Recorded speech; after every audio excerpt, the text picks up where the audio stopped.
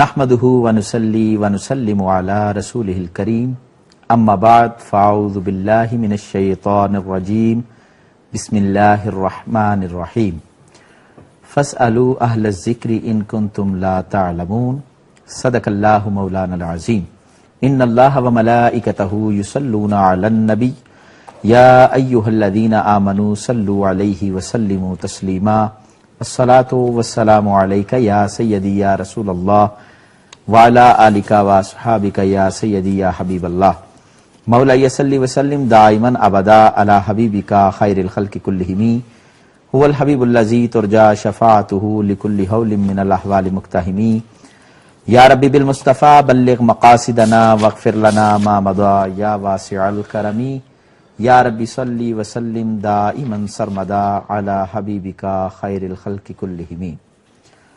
اللہ کریم جل جلالہ اور اس کے پیارے محبوب کریم صلی اللہ علیہ وآلہ وسلم کی نگاہ رحمت کا صدقہ ایک مرتبہ پھر معزز ناظرین و سامعین کرام امہ چینل پر نظام مصطفیٰ صلی اللہ علیہ وآلہ وسلم کا یہ پیارا پروگرام لیے ہوئے حافظ عقیل جلالی آپ کی خدمت میں حاضر ہے۔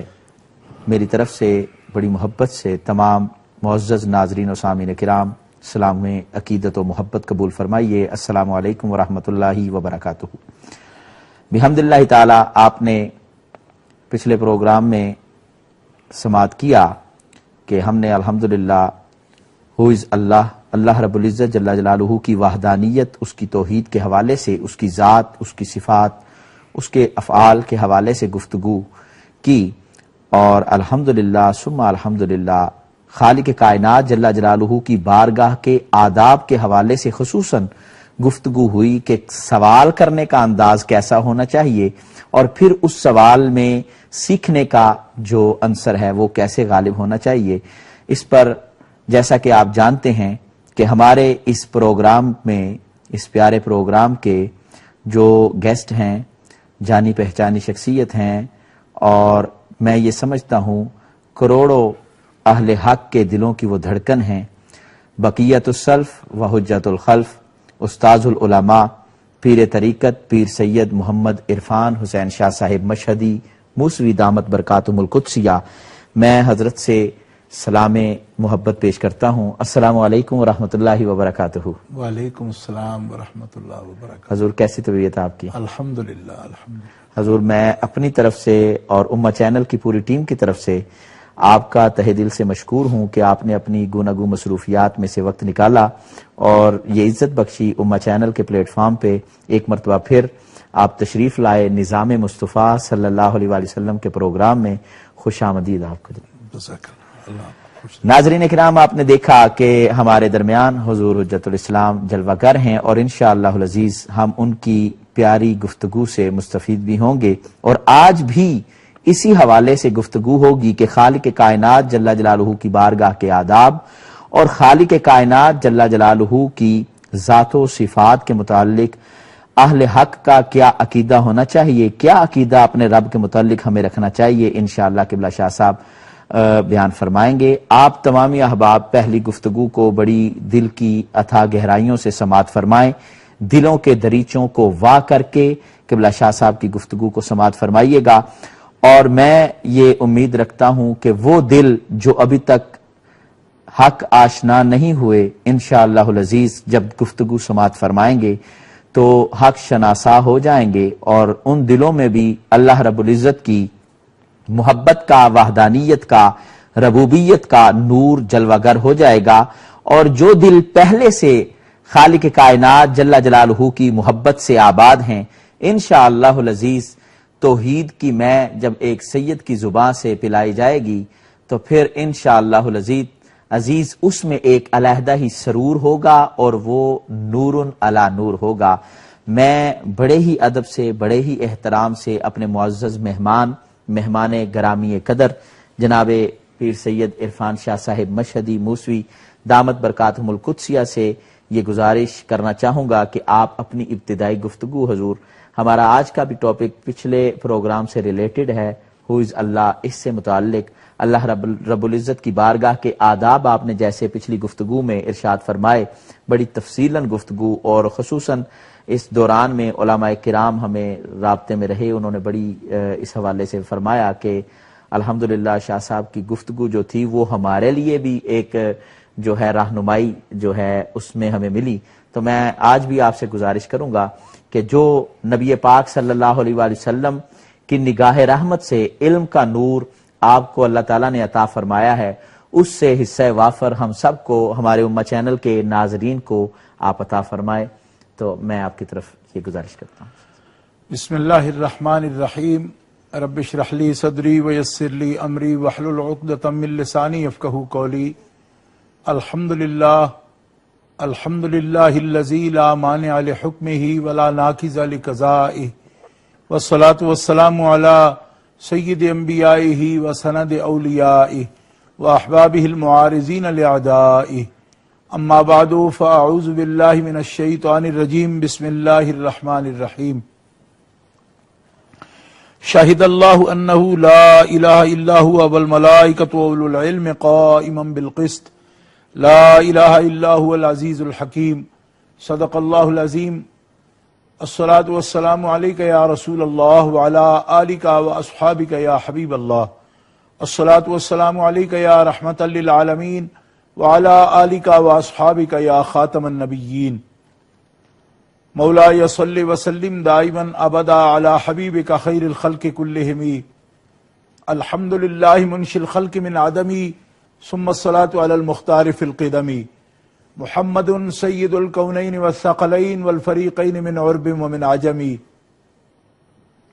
فاق النبيين في خلق وفي خلق ولم يدانوه في علم ولا كرم، فإن من جودك الدنيا وذرتها ومن علومك علم اللوح والقلم، ثم الرضا عن ابی بکر وعن عمر وعن علی وعن عثمان ذی الکرم والآل والصحب ثم التابعین لهم اہل التقى والنقى والحلم والکرم۔ اللہ تبارک و تعالی جل جلالہ وعم نوالہ وعظم شانہ واتم برہانہ کی حمد و ثنا حضور رحمت عالم، نور مجسم، شفیع معظم، قائد المرسلین، سید النبیین، سید العالمین، امام الاولین والآخرین، جناب محمد مصطفیٰ احمد مجتبیٰ صلی اللہ علیہ وآلہ واصحابہ وبارک وسلم کی بارگاہ اقدس و انور میں ہدیہ درود و سلام پیش کرنے کے بعد، معزز و محترم ناظرین، سامعین، اہل اسلام، آج کے پروگرام نظام مصطفیٰ میں حضرت علامہ حافظ محمد عقیل جلالی صاحب حافظہ اللہ، ان کی نظامت میں آپ کی خدمت میں حاضر ہیں، اور جس طرح انہوں نے فرمایا کہ گزشتہ پروگرام اللہ احکم الحاکمین جل وعلا عز اسمہ کی شان بارے میں اور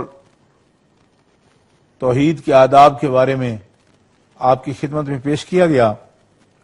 آج اسی موضوع پر مزید قرآن پاک اور احادیث مبارکہ کے احکام کے مطابق اس کی روشنی میں کچھ مزید آپ کی خدمت میں اپنے خالق و مالک جل وعلا کی شان پاک، اس کی توحید پاک کا بیان، جو کچھ قرآن پاک سے اور احادیث مبارکہ سے ہم نے سیکھا، اور اللہ تعالی جل شانہ کے فضل و کرم سے اس کے بارے میں جتنی کچھ معلومات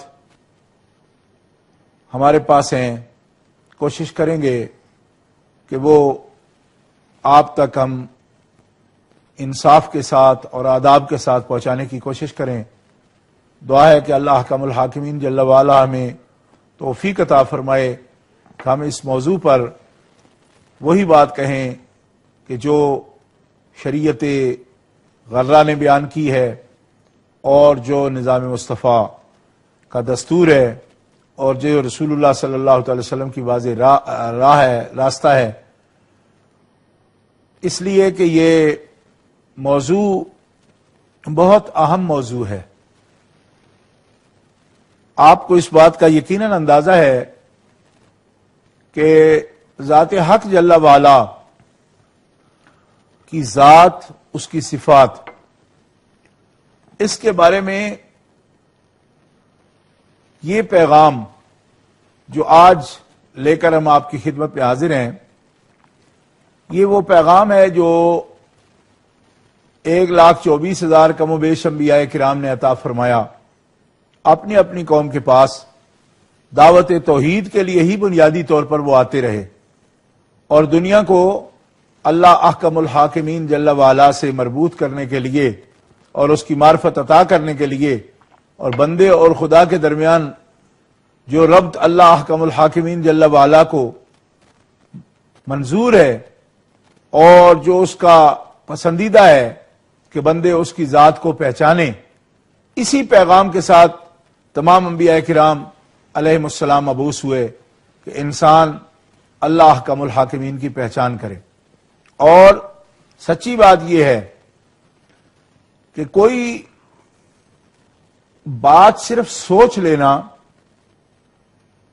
اور اس پر عمل اگر نہ ہو سکے، یعنی ایک سوچ، ارادہ یا نیت، صرف انسان ایک بات کو سوچتا ہے اور اس کی سوچ عمل میں ابھی تک نہیں آتی، تو صرف سوچ جو ہے وہ اجر کا یا کسی جزا کا اس پر ترتب کیا ہوگا جب تک وہ عمل میں نہیں ڈھلتی۔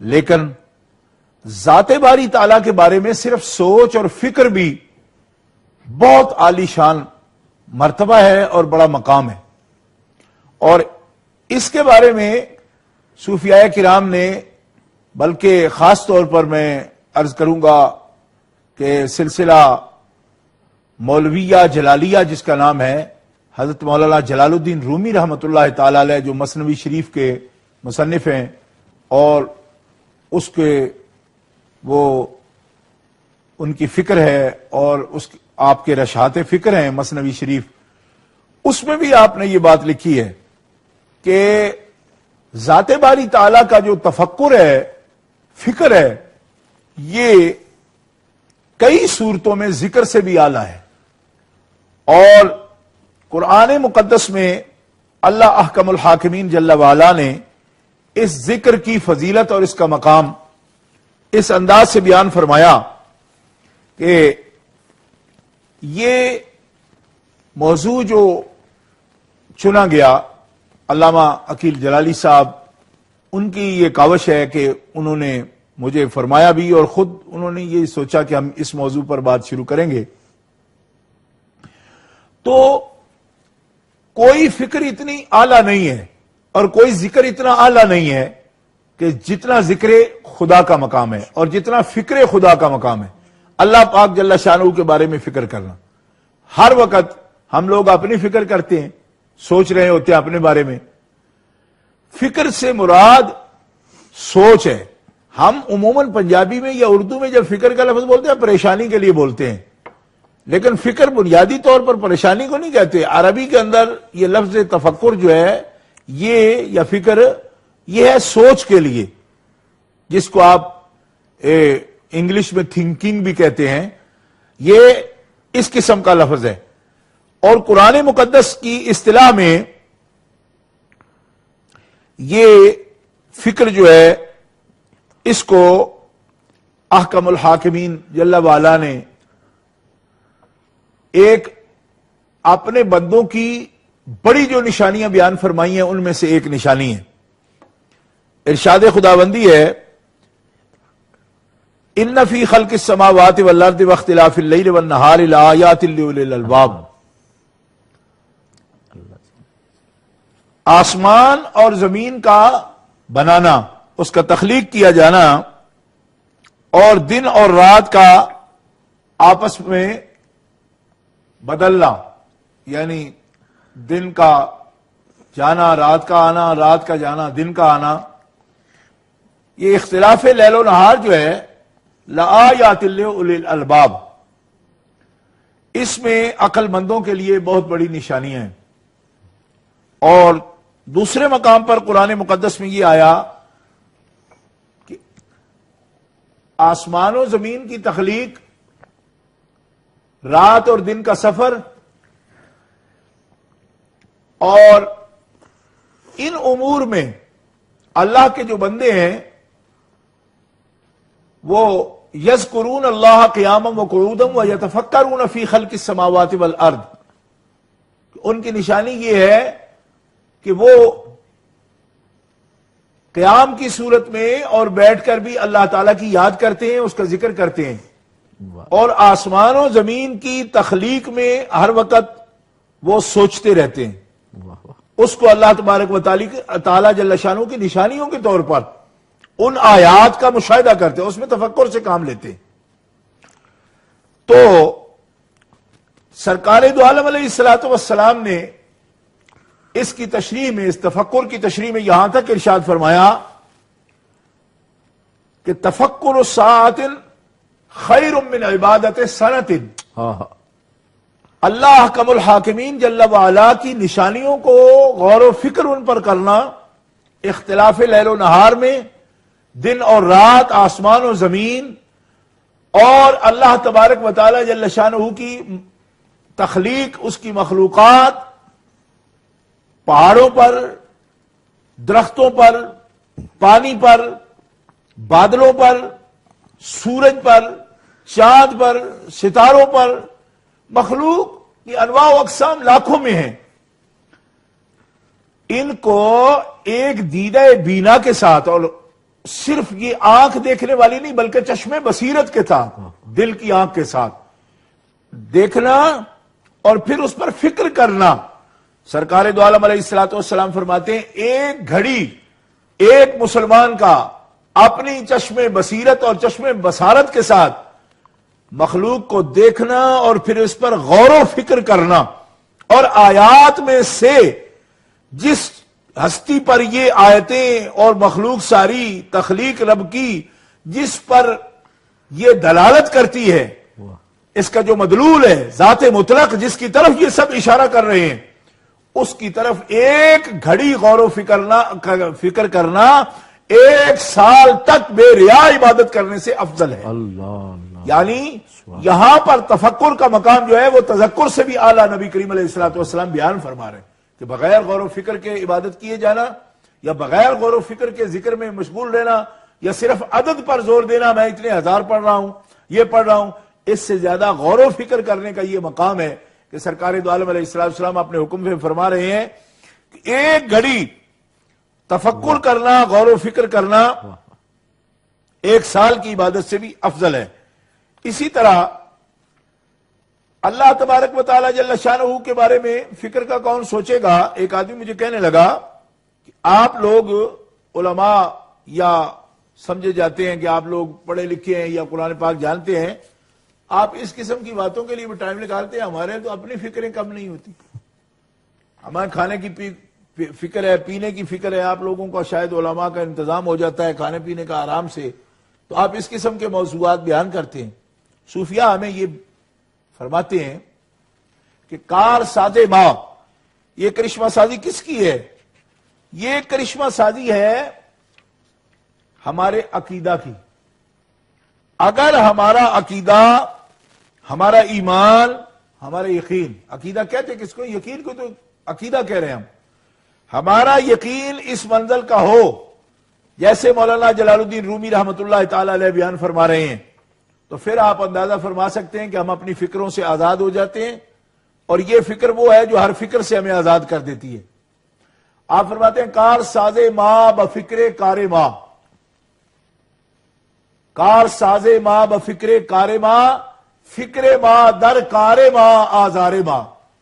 آپ فرماتے ہیں کہ اگر میں اپنے کام کی فکر میں ڈوبا رہوں تو یہ میرے لیے تکلیف دہ ہے، اور اگر میں اپنے کارساز کام بنانے والے کے فکر میں چلا جاؤں اور وہ میری فکر کرے تو پھر میرا ہر آزار دور ہو سکتا ہے، سبحان اللہ۔ ہر تکلیف دور ہو سکتی ہے۔ کیوں کہ میری فکر میرا کام بنا نہیں سکتی، لیکن میرے کارساز کا دھیان کرنا میری طرف میری ہر فکر کو ختم کر سکتا ہے۔ لہذا ہم اس کی فکر میں رہیں اور وہ دھیان ہمارے کام پر دے گا تو انشاءاللہ کوئی کام نہیں رہے گا، کوئی مشکل نہیں رہے گی، ہر کام آسان ہو جائے گا۔ سبحان اللہ، سبحان اللہ۔ آپ کر لیں۔ جی محترم ناظرین کرام، یہاں پہ ہمارا پہلا جو سیگمنٹ ہے اس کا اختتام ہوتا ہے۔ آپ نے سماعت فرمایا قبلہ شاہ صاحب نے قرآن مجید اور حدیث مبارکہ کی روشنی میں خالق کائنات جل جلالہ کی شان اقدس کے حوالے سے اور ان لوگوں کے بارے میں جو تفکر کرنے والے ہیں اور ذکر کرنے والے ہیں، دونوں کی بات آپ کے سامنے پیش کی۔ ابھی ایک بریک کی طرف چلتے ہیں اور بریک کے اس پار پھر آپ سے ملاقات ہوگی اور آپ کے لیے ٹیلی فون لائنز جو ہیں وہ اوپن کر دی جائیں گی۔ آپ اپنے سوالات جو ہیں وہ ٹیلی فون کالز کے ذریعے پیش فرما سکتے ہیں۔ انشاءاللہ قبلہ شاہ صاحب ادلہ اربعہ کی روشنی میں، قرآن و سنت کی روشنی میں آپ کے جوابات ضرور آپ کو ارشاد فرمائیں گے۔ چلتے ہیں ایک بریک کی طرف۔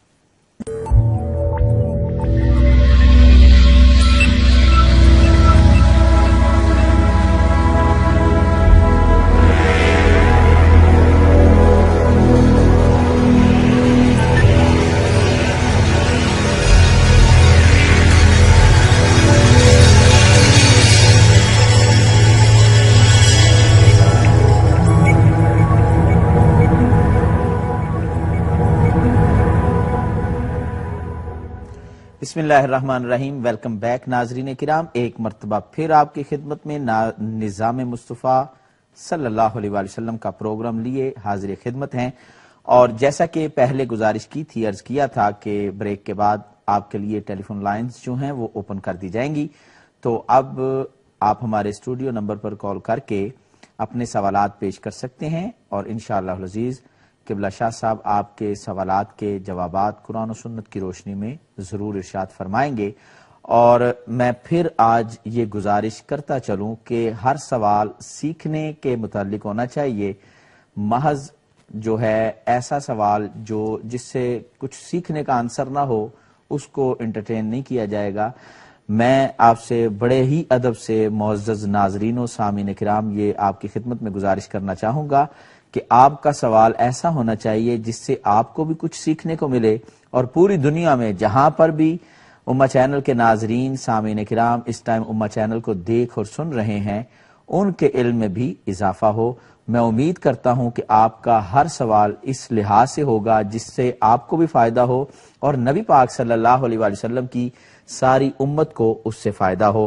آپ سماعت فرما رہے تھے قبلہ شاہ صاحب قرآن مجید برہان رشید کی آیات مقدسہ کی روشنی میں ارشاد فرما رہے تھے، ان فی خلق السماوات والارض واختلاف اللیل والنہار لآیات لأولی الالباب الذین یذکرون اللہ قیاما وقعودا وعلی جنوبہم ویتفکرون فی خلق السماوات والارض۔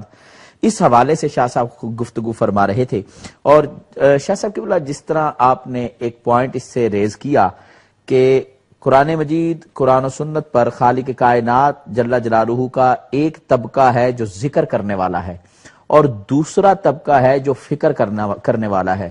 بلا شبہ دونوں ہی اعلیٰ ہیں، دونوں کا کام اچھا ہے اور دونوں کی نیت نیک ہے اور وہ اپنے رب کو راضی کرنا چاہتے ہیں۔ کیا رسول اللہ صلی اللہ علیہ وسلم کا جیسے آپ نے فرمان عالی شان سنایا، کیا ایسا کہ ایک شخص جو فکر بالکل ہی نہیں کرتا، ساری زندگی صرف ذکر میں گزارتا ہے، اور دوسرا وہ شخص ہے جس کے زندگی کے کچھ لمحات فکر کرنے میں گزرتے ہیں، کچھ لمحات ذکر کرنے میں گزرتے ہیں، تو رسول اللہ صلی اللہ علیہ وآلہ وسلم کی بارگاہ سے ان دونوں کے لیے کیا فیض کے دریا رسول اللہ صلی اللہ علیہ وسلم نے عطا فرمائے ہیں؟ بسم اللہ الرحمن الرحیم۔ اصل میں یہ جو فکر کی اور تفکر کی بات میں نے قرآن پاک سے آپ کے سامنے عرض کی ہے، یہ ذکر کرنے والے کی ہی ایک کیفیت ہے، دو طبقات نہیں ہیں۔ یہ ذکر کرنے والا، یاد کرنے والا، وہی فکر کرنے والا بھی ہے۔ صرف یہ ہے کہ اس میں قرآن مقدس نے دونوں کی فضیل، تذکر اور تفکر جو ہے دونوں کی، ذکر اور فکر دونوں کی اہمیت کو بیان کیا، اور نبی پاک صلی اللہ تعالی علیہ وسلم کے احوال مبارکہ جو ہیں وہ جامع ہیں ذکر کے بھی اور فکر کے بھی، کہ نبی کریم صلی اللہ تعالی علیہ وسلم یہ بھی فرماتے ہیں کہ تم اللہ کے باغوں کے پاس سے جب گزرو تو اس میں سے کچھ چن لیا کرو، لے لیا کرو۔ تو نبی پاک علیہ الصلوۃ والسلام سے عرض کیا گیا وہ باغ، جنت کے باغ کون سے؟ ہمارے ریاض الجنہ۔ تو آپ نے فرمایا جنت کے باغات کی آپ ہمیں ضرور سیر کروائیں، لیکن ہمارے ساتھ ایک کالر ہیں، ہم چاہتے ہیں تاکہ جنت کی بات آپ نے چھیڑ دی، اللہ کرے ہم آپ کی سنگت میں جنت کے باغات تک پہنچے۔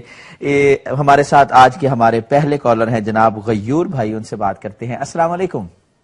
وعلیکم السلام محترم بھائی، صاحب قبلہ، آپ کی خدمت میں سلام عرض ہے، اور میرے اہل سنت شاہ صاحب کی خدمت میں بھی سلام عرض ہے۔ جی محترم، شاہ صاحب سے میرا ایک ہی سوال ہے کہ شاہ صاحب شرک کی ایک تو ڈیفینیشن کر دیں کہ شرک کیا ہے، اور دوسرا اس میں یہ بھی ساتھ میں بتا دیں کہ جو لوگ کہتے ہیں کہ جی آقا داتا کہنے سے، غوث اعظم کہنے سے شرک ہو جاتا ہے، اور تیسری ایک چیز ہے کہ جس پہ شاہ صاحب اگر تھوڑا سا تفصیل سے بتا دیں کہ تقلید کرنے سے کس طرح شرک ہو جاتا ہے۔ ٹھیک ہے جی، بہت شکریہ غیور بھائی، انشاءاللہ العزیز آپ کے سوالات پر ضرور گفتگو کی جائے گی۔ اللہ تعالیٰ سے دعا ہے اللہ تعالیٰ مزید رحمت عطا فرمائے۔ آئیے ناظرین، اب جنت کی سیر کرنے کے لیے شاہ صاحب کی خدمت میں چلتے ہیں۔ جی شاہ صاحب۔ ہمارے آقا و مولا صلی اللہ تعالی علیہ وسلم نے فرمایا کہ اذا مررتم بریاض الجنت فرتعوا، کہ جس وقت تم جنت کے باغوں سے گزرو تو اس سے کچھ لے لو، چن لو، کھا لو، اس میں سے کچھ لے لو۔ تو عرض کیا گیا کہ صحابہ کرام نے عرض کی یا رسول اللہ ریاض الجنہ کیا ہے؟ جنت کے باغات آپ کسے فرما رہے ہیں کہ ہم اس کے پاس سے گزریں تو کچھ اس میں سے چر لیں، لے لیں، کھا لیں؟ تو حضور نبی کریم علیہ الصلوۃ والسلام نے فرمایا وہ ذکر کے حلقے ہیں، سبحان اللہ، یعنی جہاں اہل اللہ بیٹھتے ہیں اور وہ ایک اجتماعی شکل میں اللہ تعالیٰ کا ذکر کرتے ہیں، تو وہ جنت کے باغوں میں سے باغ ہیں، اور جب تم ان کے پاس سے گزرو تو یوں ہی تکبر سے یا بے خیالی سے، غفلت سے ان باغات کے پاس سے نہ گزر جاؤ، بلکہ اس میں سے کچھ لو، یعنی مطلب یہ ہے کہ تم بھی ذکر کے حلقے میں شامل ہو جاؤ اور اس میں حصہ لو۔ سبحان اللہ۔ اسی طرح سرکار دو عالم علیہ الصلوۃ والسلام خود بھی آپ کے بارے میں ام المومنین حضرت عائشہ صدیقہ رضی اللہ تعالیٰ عنہ روایت کرتی ہیں کہ کسی وقت ہم نبی کریم علیہ الصلوۃ والسلام اس انداز سے دیکھتے، آپ کو اس طرح دیکھتے کہ آپ جس طرح کسی چیز کے گہرے ایک مشاہدہ میں آپ ڈوبے ہوئے ہیں، اس طرح محو ہیں آپ، کہ میں نے، آپ فرماتی ہیں ایک دفعہ میں نے حاضر ہوئی تو سرکار دو عالم علیہ الصلوۃ والسلام نے فرمایا آپ کون ہیں؟ تو عرض کرتی میں عائشہ۔ تو آپ نے فرمایا عائشہ کون؟ تو آپ عرض کرتی ہیں میں نے عرض کیا کہ آپ کے یار غار کی بیٹی۔ فرمایا وہ کون؟ پھر آپ نے آپ کا نام لیا، سرکار کا، تو آپ نے فرمایا وہ کون؟ یعنی یہ تھا نبی کریم علیہ الصلوۃ والسلام کا تفکر کہ دنیا و معافی ہا سے بالکل ذاتی حق کے مشاہدہ میں آپ اس طرح اپنے آپ کو بھی معاف فرما دیتے۔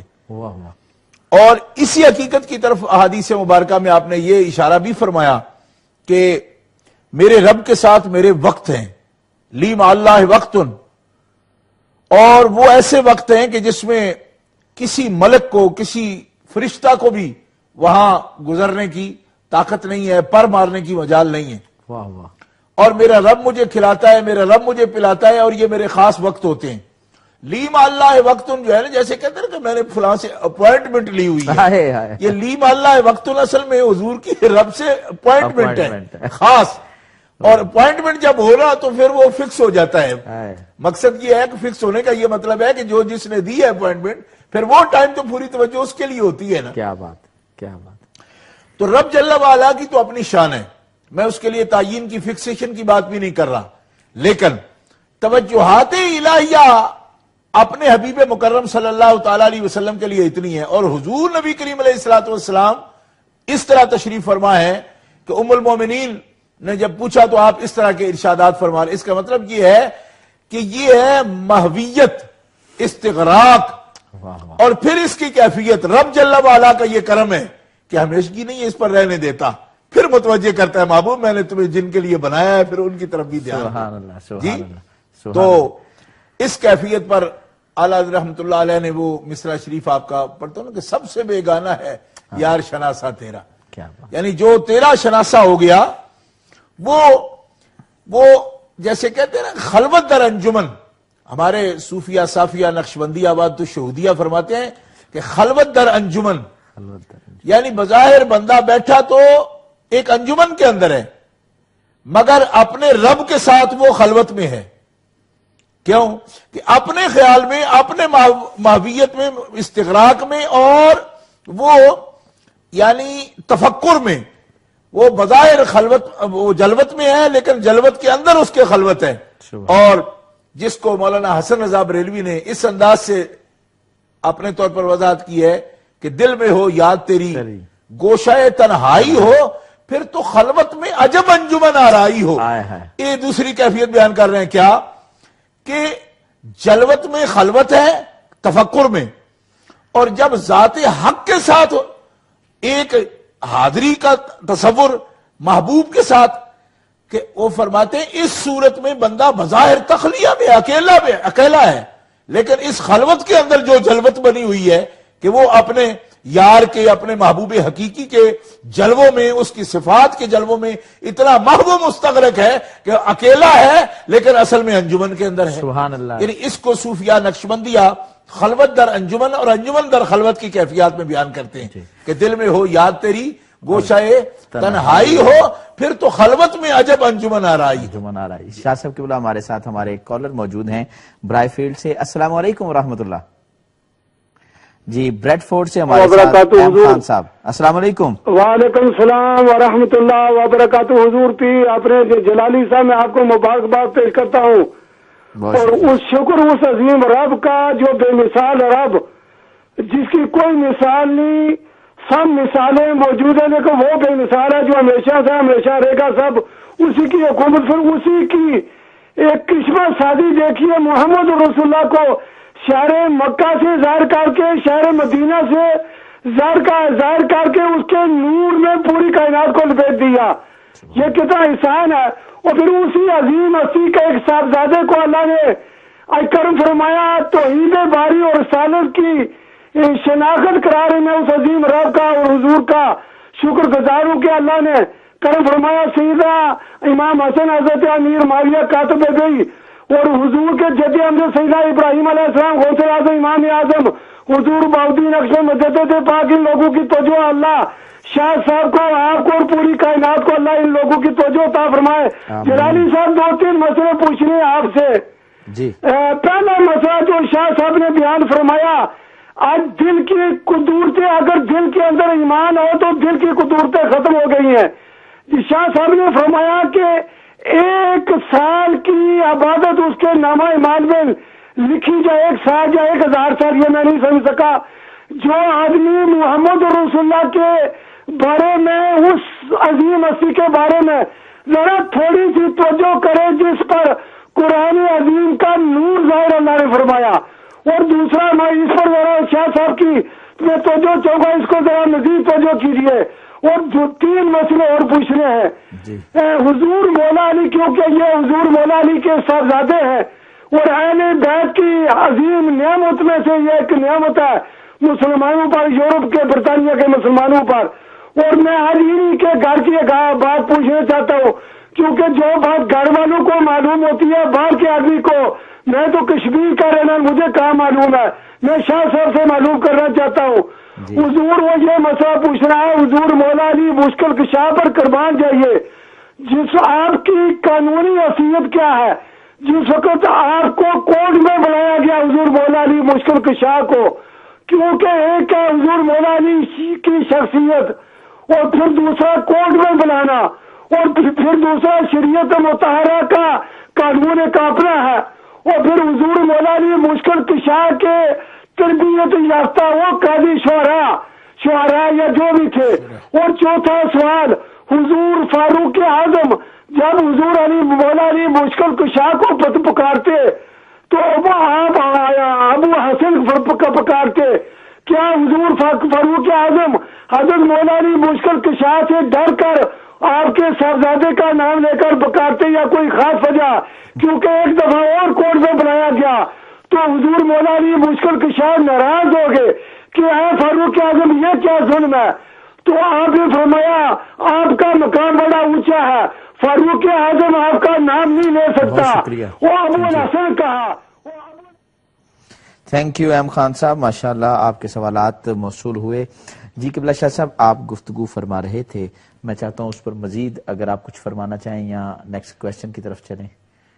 جی میں وہ جی اصل میں خلوت اور جلوت جلوت کی کی بات کر رہا تھا، تو ٹھیک ہے آپ کوشچن جی قبلہ شاہ صاحب، چونکہ ہمارے پچھلے پروگرام میں بھی کافی سوالات جو تھے جن پر گفتگو نہیں کی گئی، ہمارے ایک ساتھی اویس بھائی انہوں نے یہ سوال کیا تھا لوٹن سے کہ معراج کی رات کیا نبی پاک صلی اللہ علیہ وآلہ وسلم نے رب کا دیدار کیا یا نہیں کیا؟ جی مسند امام احمد میں حضرت عبداللہ ابن عباس رضی اللہ عنہما کی یہ روایت موجود ہے، جس میں حضرت امام احمد بن حنبل نے اپنی پوری سند کے ساتھ اس حدیث کو روایت کیا ہے، جس میں عبداللہ ابن عباس رضی اللہ تعالی عنہما فرماتے ہیں کہ رسول اللہ صلی اللہ علیہ وسلم نے اپنے سر کی آنکھوں سے رب کی ذات کا دیدار کیا ہے۔ سبحان اللہ، جا سبحان اللہ۔ کہ رآ محمد ربہ، کہ محمد صلی اللہ علیہ وسلم نے اپنے رب کو دیکھا، اور یہی وہ فرماتے رآ ربہ رآ ربہ رآ ربہ حتی ماتا، یہ لفظ ہیں کہ حضرت عبداللہ ابن عباس رضی اللہ عنہما اپنی زندگی کے آخری سانس تک اس پر ہی مصر رہے اور فرمایا کرتے تھے کہ ہاں رسول اللہ نے اپنے رب کو دیکھا ہے، رسول اللہ نے اپنے رب کو دیکھا ہے، رسول اللہ نے اپنے رب کو دیکھا ہے۔ سبحان تو یہ امام احمد ابن حنبل رضی اللہ تعالیٰ عنہ کا بھی یہی مسلک ہے، اور محدثین کا یہ مسلک ہے، صحابہ کرام کا یہ مسلک ہے کہ رسول اللہ صلی اللہ علیہ وسلم نے اپنے رب کا دیدار کیا۔ یہی حضرت صدیق اکبر رضی اللہ تعالیٰ عنہ کا بھی ہے، کیونکہ علامہ ابن حجر رحمہ اللہ نے فتح الباری شریف میں یہ لکھا ہے کہ ام المومنین حضرت عائشہ صدیقہ سے یہ روایت کیا گیا کہ آپ سے اگر کوئی یہ پوچھتا کہ کیا رسول اللہ صلی اللہ علیہ وسلم نے رب کو دیکھا ہے، تو آپ کی آیت کریمہ تلاوت فرماتی کہ لا تدرک الابصار ویدرک الابصار، اگر رب کی ذات کا کوئی آنکھ ادراک نہیں کر سکتی، تو اس سے لوگوں کو یہ مفہوم ہوتا ہے کہ حضرت عائشہ کا شاید یہ مسلک ہے کہ حضور نے رب کو نہیں دیکھا۔ تو حضرت ابو بکر صدیق رضی اللہ تعالیٰ عنہ حضرت ام المومنین کے پاس آئے اور فرمایا عائشہ کہ یہ آیت لا تدرک الابصار کی تم پر نازل ہوئی ہے یا رسول اللہ پر؟ تو عرض کیا یا رسول اللہ پر نازل ہوئی ہے۔ تو فرمایا جن پہ نازل ہوئی وہ حتیم سے ٹیک لگا کر بیٹھے تھے اور تیرا باپ ان کے سامنے بیٹھا ہوا تھا، اور معراج سے آ کر صبح کو رسول اللہ صلی اللہ علیہ وسلم خانہ کعبہ میں حتیم کے ساتھ ٹیک لگا کر بیٹھے ہوئے یہ ارشاد فرما رہے تھے کہ میں اپنے رب کو اپنی آنکھوں سے دیکھ کر آیا ہوں۔ تو جس پر یہ آیت نازل ہوئی ہے وہ یہ فرماتے ہیں، تو اس کا یہ مطلب نہیں ہے کہ کوئی آنکھ رب کا دیدار نہیں کر سکتی، ادراک کا مطلب ہے احاطہ نہیں کر سکتی۔ تو یہ باقاعدہ یعنی تقریر صدیقی ہے اس آیت کریمہ پر بھی تفسیر میں، کہ حضرت سیدنا ابو بکر صدیق کا بھی یہ مسلک تھا۔ یہی حضرت مولا علی شیر خدا رضی اللہ تعالیٰ عنہ کا مسلک ہے۔ صحابہ کرام نے جو اس سے مفہوم پیش کیا ہے وہ یہی ہے۔ ہاں اس پر سب کا اتفاق ہے کہ کوئی آنکھ بھی رب کی ذات پاک کا احاطہ نہیں کر سکتی، البتہ رؤیت باری تعالیٰ کے یہ سب حضرات قائل ہیں، اور با اختلاف روایات بخاری شریف کے اندر بھی یہ موجود ہے کہ نبی کریم علیہ الصلوۃ والسلام نے اپنے سر کی آنکھوں سے اور دل کی آنکھوں سے یعنی باری تعالیٰ کا مشاہدہ کیا۔ صحیح مسلم شریف کے اندر بھی یہ لفظ موجود ہیں، نور کو دیکھا، اور اسی طرح سنن ابی داؤد شریف میں موجود ہے، رایت ربی فی احسن سورہ مشکوٰۃ شریف کے اندر بھی موجود ہے۔ تو اس لیے یہ بات کہنا کہ رب تعالیٰ جل وعلا کا دیدار رسول اللہ صلی اللہ علیہ وسلم نے معراج شریف میں کیا یا نہیں، تو ہمارا جواب ہے کہ ان احادیث طیبہ کی روشنی میں اور ما زاغ البصر وما طغى سورہ نجم کی ابتدائی آیات کی روشنی میں مفسرین کا بھی اتفاق ہے اس بات پر کہ رسول اللہ صلی اللہ علیہ وسلم نے جتنا رب نے چاہا اپنی ذات پاک کا ما یلیق بشانہ ہی، یعنی لوگ اس پر کہتے ہیں اس کیفیت کو پورا کھول کر بیان کرو کہ بے جسم ذات کو کیسے دیکھا. تو معراج بھی تو تبھی ہے نا, جسم والے کو دیکھتے تو معراج کس چیز کا نام ہے؟ معراج بھی تو نبی پاک علیہ الصلوۃ والسلام کے درجوں میں ایک اعلیٰ ترین درجہ ہے, اور وہ تبھی درجہ بنا کہ جب آپ نے ایک بے جسم کی بھی زیارت فرما لی. سبحان ورنہ اجسام کے ساتھ تو سب چیزوں کا مشاہدہ سبھی کرتے ہیں, اس کو معراج نظر تھوڑا ہی کہتے ہیں. معراج نظر بھی تو تب ہے نا کہ نظر بھٹکی بھی نہیں, ٹیڑھی بھی نہیں ہوئی. کس پر؟ کہ جس کی تجلی کا مشاہدہ کرنا طور کے لیے بھی مشکل ہو گیا, اور حضرت کلیم اللہ علیہ السلام کے لیے بھی مشکل ہوا, اور اس کا تحمل اور برداشت کرنا مشکل ہوا. رسول اللہ صلی اللہ علیہ وسلم نے تو عین ذات میں نگری در تبسمی, کہ آپ عین ذات کو دیکھتے رہے اور مسکراتے رہے, اس حال میں مشاہدہ کیا. اور نبی پاک صلی اللہ تعالی علیہ وسلم کی اسی مشاہدہ اور رؤیت باری تعالیٰ کا نام معراج کہا جاتا ہے. معراج, ورنہ جو زمینی معراج جس کو کہتے ہیں وہ تو اسرا کے نام سے کہا گیا, اس کو اسرا کہتے ہیں. معراج اسی کو کہتے ہیں جس کی انتہا یہ ہے کہ سدرہ سے بھی آگے رسول اللہ صلی اللہ علیہ وسلم نے اپنے رب کی عین ذات کا جتنا رب نے چاہا دیدار کرانا, اتنا دیدار محبوب علیہ السلام نے فرمایا ہے. جی بہت شکریہ شاہ صاحب. ہمارے ساتھ کالر موجود ہیں جناب محمد اویس بھائی لوٹن سے, ان سے بات کرتے ہیں. السلام علیکم ورحمۃ اللہ وبرکاتہ. وعلیکم السلام ورحمۃ اللہ وبرکاتہ. قبلہ جلالی صاحب آپ کو سلام, اور مناظر اسلام سید عرفان شاہ مشہدی صاحب کی بارگاہ میں مودبانہ سلام. وعلیکم السلام. حضور میں وہی شاہ صاحب ابھی میرے سوال کا ہی وہ میں نے پچھلی دفعہ کیا تھا معراج کے بارے میں. حضور یہ میرا یہ سوال بھی تھا کہ معراج میں بعض علماء فرماتے ہیں کہ اللہ پاک اور آقا پاک علیہ الصلوۃ والسلام نے معانقہ کیا تھا, یعنی کہ ملے تھے. اس کے بارے میں اگر تھوڑی سی وضاحت فرما دیں. ٹھیک ہے, بہت شکریہ, بہت شکریہ محمد اویس بھائی. انشاءاللہ اس پر بھی گفتگو ہوتی ہے. چونکہ شاہ صاحب آپ اسی گفتگو پر فرما رہے ہیں دیدار الہی کے حوالے سے معراج کی, تو میں یہ چاہتا ہوں اس پر بھی گفتگو فرما دیں. جو کچھ لوگ ایسی بات کرتے ہیں کہ مصافہ معانقہ اس حوالے سے, تو کیا معراج کی رات کوئی ایسی بات بھی؟ مسئلہ یہ ہے جی کہ ذات مطلق جل وعلا کے بارے میں کوئی بھی بات جو تعین کی یا جسم کی یا احاطہ کی جائے وہ درست نہیں ہے. البتہ او ادنا کے اندر قرب کتنا تھا اس کی گنجائش موجود ہے. یعنی کعبہ کانا قاب قوسین او ادنا. او ادنا کا معنی یہ ہے کہ کمان کی دو سروں کی طرح, کمان کے دو سروں کی طرح, یا اس سے بھی قریب. اب اس سے جو قریب ہے وہ کتنا قریب ہے, اس کو اگر کوئی برنگے مجاز کوئی معانقہ یا مسافہ کہتا ہے اس کا وہ خیال ہے, لیکن اس کو معانقے یا مسافے میں محدود کرنا, یہ ذات مطلق کے بارے میں اس قسم کی بات کرنا یہ شرعی زبان نہیں ہے. ٹھیک, مجازی رنگ ہے شعراء کا اگر وہ اس قسم کی بات کرتے ہیں. اور یہ جو بات ان کے ذہن میں آئی ہے, ایک اعلیٰ حضرت رحمۃ اللہ علیہ کا ایک مصرع بھی اس طرح کا ہے, لیکن اس میں جو ہے اعلیٰ حضرت کی جو باریک بینی ہے اس پر نظر نہیں ہے شاید سننے والوں کی. وہ فرماتے ہیں عجب گھڑی تھی کہ وصل و فرقت جنم کے بچھڑے گلے ملے تھے. اس میں نبی پاک صلی اللہ تعالی علیہ وسلم اور اللہ تعالیٰ کا لفظ نہیں ہے, یہ وصل و فرقت کی بات ہو رہی ہے. یعنی عجب گھڑی تھی کہ وصل و فرقت جنم کے بچھڑے گلے ملے تھے. تو وصل و فرقت جنم کے بچھڑے ہوں اگر, تو اللہ تو جنم کا ہے نہیں, نہ جنا ہے اور نہ اس کا بچھڑنے کا اس پر اطلاق ہو رہا ہے. گویا رسول اللہ کا اپنے مالک کے قریب جانا اس کو برنگے استعارہ بیان فرما رہے ہیں کہ جیسے وصل و فرقت کی ملاقات ہو رہی ہے. سبحان اللہ. اس پر مزید گفتگو کریں گے. ہمارے ساتھ محسن صاحب ہیں ملٹن کین سے, ان کو اپنے پروگرام میں خوش آمدید کہتے ہیں. السلام علیکم جناب. وعلیکم السلام, آپ دونوں کو بھی سلام ہو. جی معمولی کوشچن ہے. جی, جب محمد صلی اللہ علیہ وسلم نے اپنی رسالت کا اعلان نہیں کیا تھا, اس سے پہلے حضور نے اپنا کردار دکھایا جی, کہ میرا کردار کیسا ہے, تاکہ دنیا حضور کے کردار کو دیکھے اور پھر ادھر سے حضور کی بات مانے. تو یہ بیسیکلی گفتگو اس کے اوپر ہے. اور اب ہم نے دیکھا کہ ایک عالم سالوی صاحب وہ لائیو ٹی وی کے اوپر سافٹ ویئر چوری کر رہے تھے. تو اس مولوی کے کردار کے بارے میں آپ کیا کہیں گے جو نبی کے کردار سے بالکل اپوزٹ ہے؟ اس کو ہم چور. ٹھیک ہے، بہت شکریہ محسن صاحب، آپ نے ملٹن کین سے کال کی.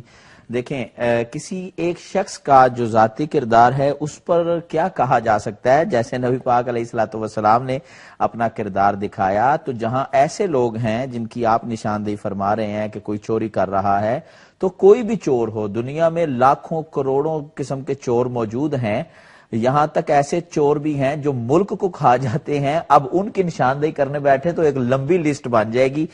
مطلقاً یہ کہا جا سکتا ہے چور جو بھی ہے وہ برا کام کر رہا ہے. اب اس پر مزید چور کی کیا زیادہ بات کریں. تو قبلہ شاہ صاحب، میں غیور بھائی نے پچھلے پروگرام میں ہمیں جوائن کیا تھا لندن سے، اور انہوں نے کہا کہ جو لوگ یہ کہتے ہیں کہ خالق کائنات بھی جھوٹ بول سکتا ہے، جن کا ایسا امکان کذب کا عقیدہ ہے، کیا اللہ تعالی جل جلالہ کے متعلق ایسی بات یا ایسا عقیدہ رکھنا شرع شریف میں نبی پاک صلی اللہ علیہ وسلم نے جو ہمیں نظام دیا ہے اس میں یہ جائز ہے یا نہیں ہے؟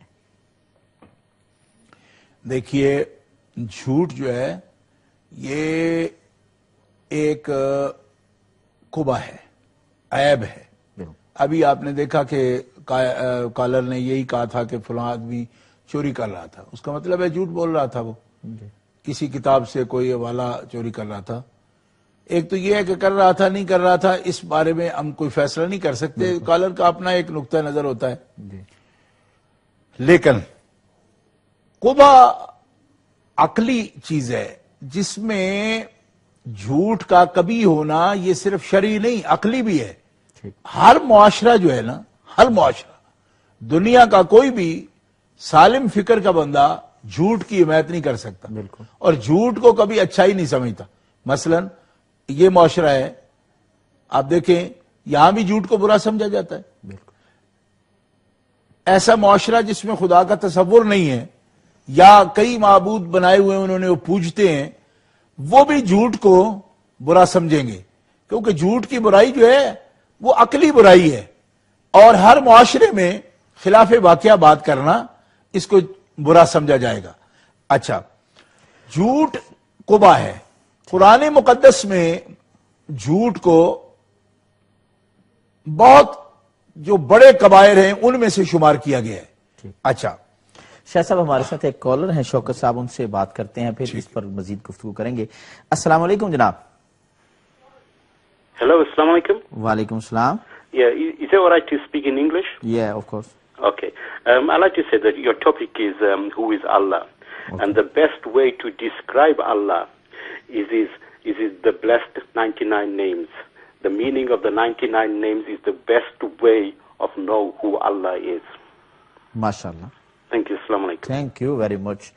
آپ کا یہ مشورہ ہمیں بہت اچھا لگا. آپ نے کہا جس طرح کہ اللہ تعالیٰ کے 99 نیمز جو ہیں ان کو بیان کیا جائے، تو اللہ تعالیٰ کے یہ جتنی بھی صفات ہیں اس کے متعلق گفتگو کرنا، اور خالق کائنات جل جلالہ کی ذات، صفات، اس کے افعال، اس کے متعلق جو کچھ بھی کہا جائے، بلا شبہ یہ سب کچھ سیکھنا خالق کائنات جل جلالہ کے بارے میں، یہ ایک بندہ مومن جو ہے یہ اس کے لیے ضروری ہے.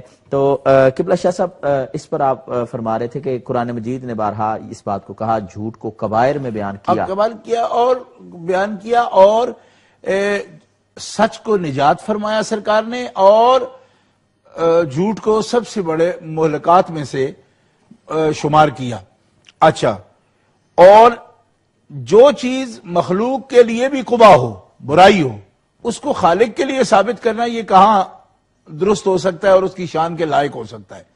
اچھا، اس طرح یہ بات جو ہے اگر عام ایک سطح پر ہوتی تو اس کو اسی انداز سے رد کیا جا سکتا تھا، اور اس میں کوئی کیل و کال نہیں، کوئی بحث نہیں اس کے اندر کہ یہ نقص ہے، یہ عیب ہے. اور ذات باری تعالیٰ منزہ ہے ہر عیب سے، منزہ عن العیوب ہے. کوئی عیب اور نقص کی بات اس کی طرف جو ہے نا اس کو منسوب نہیں کیا جا سکتا، وہ اس سے بہت بلند و بالا ہے. آپ کال لے لیں. جی قبلہ شاہ صاحب ہمارے ساتھ شاہد بھائی موجود ہیں لندن سے، ان کو پروگرام میں خوش آمدید کہتے ہیں.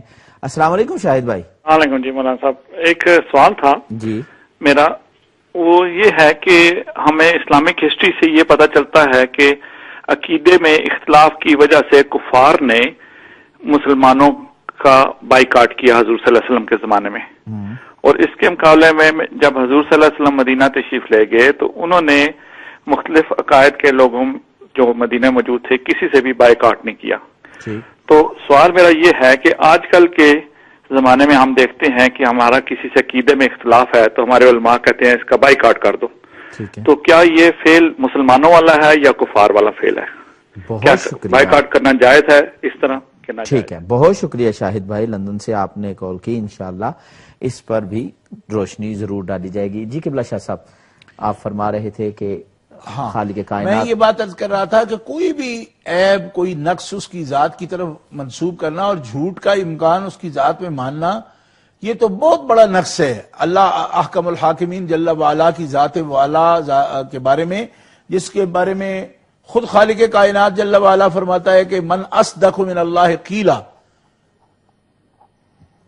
ولن تجد لسنت اللہ تبدیلا، یعنی اللہ احکم الحاکمین جل وعلا سے بڑھ کر کون کس کی بات سچی ہو سکتی ہے، اور اللہ سے بڑا سچا کون ہے. اسی طرح اللہ تبارک و تعالی جل شانہ کے کسی کلمے میں کبھی جھوٹ کا کبھی تصور بھی نہیں کیا جا سکتا، کسی کلمے میں، کلام میں، وعدہ میں، وعید میں، کسی چیز میں بھی، اور اس کو جھوٹ نہیں کہا جا سکتا. اچھا میں نے جیسے پہلے عرض کیا کہ یہ مسلک اگر کسی بندے کا ذاتی طور پر ایسا خیال ہو تو اس کے لیے یہ سادہ سا جواب ہے جی، اور قرآن پاک کی روشنی میں ہے. اللہ تو سچا ہے اور اس سے اصدق، اس سے سچا تو کوئی ہو ہی نہیں سکتا، سب سے سچا وہ خود ہے اللہ احکم الحاکمین جل وعلا.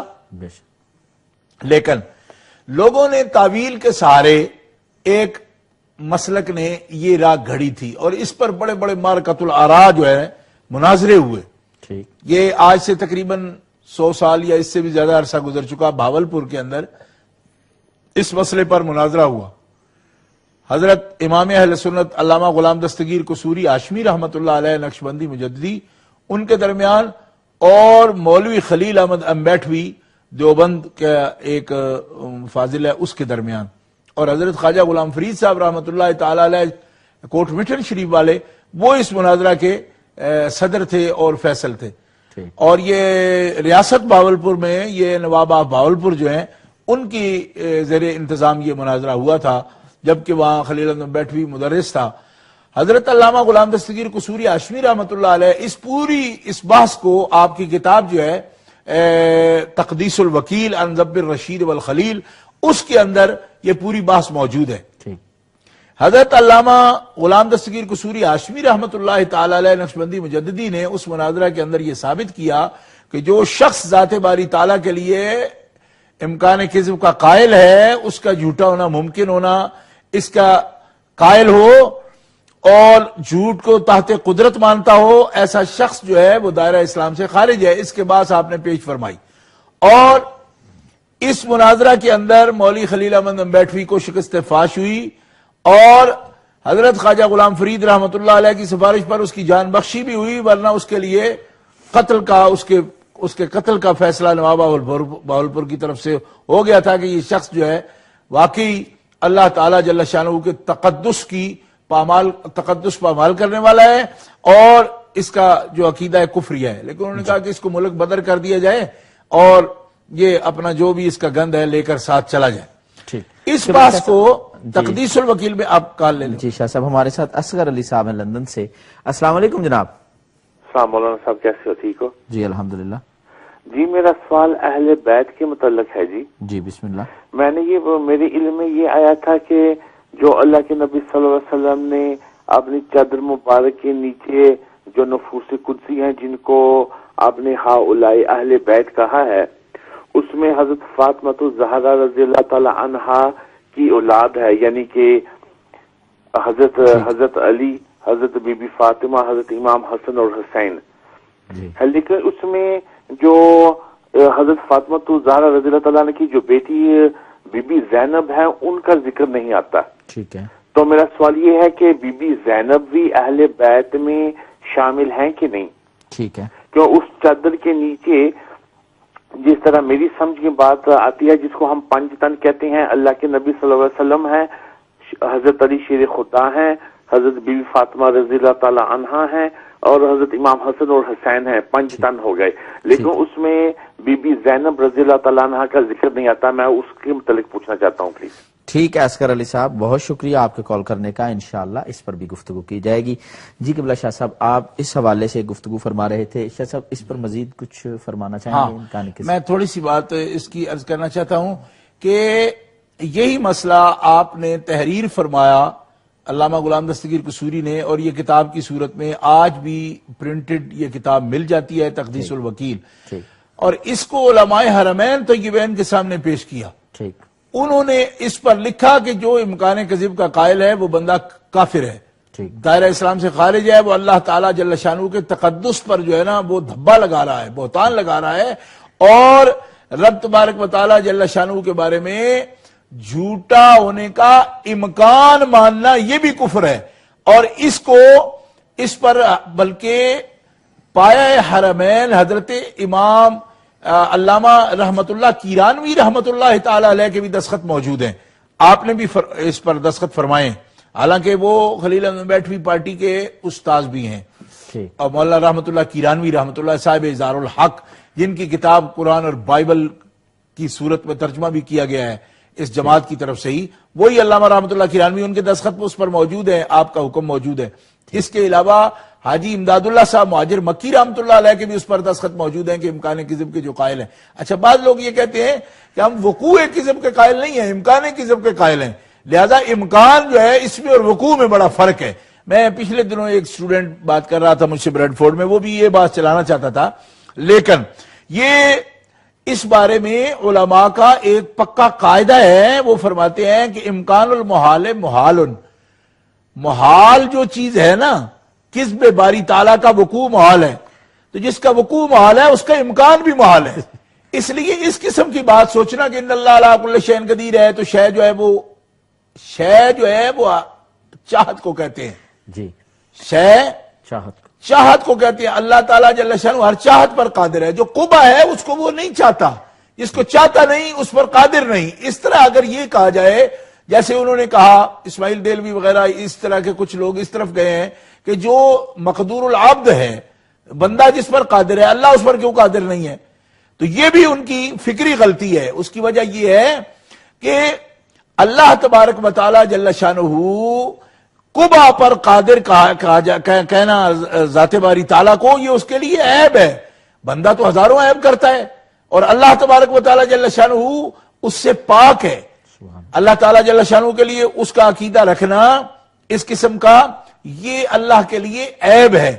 اور ایسی چیز کی قدرت نہ ہونا یہ عیب نہیں ہے، اس لیے کہ یہ اس کی شان کے لائق نہیں ہے، یہ اس کی عاجزی میں بات نہیں آ رہی ہے.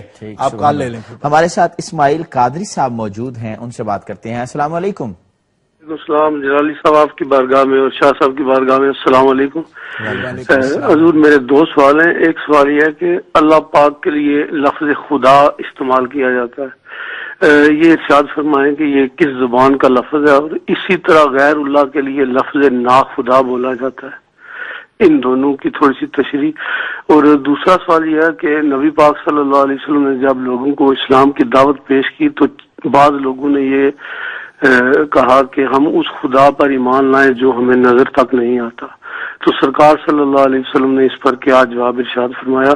کیونکہ آج بھی کچھ مذاہب کے لوگ ایسے ہیں جن کو جب اللہ کے بارے میں بتایا جائے تو وہ یہ سوال کرتے ہیں کہ آپ کے پاس کیا دلیل ہے کہ اللہ ہے. ٹھیک ہے، تو بہت شکریہ اسماعیل قادری صاحب آپ کا ہمیں جوائن کرنے کے لیے.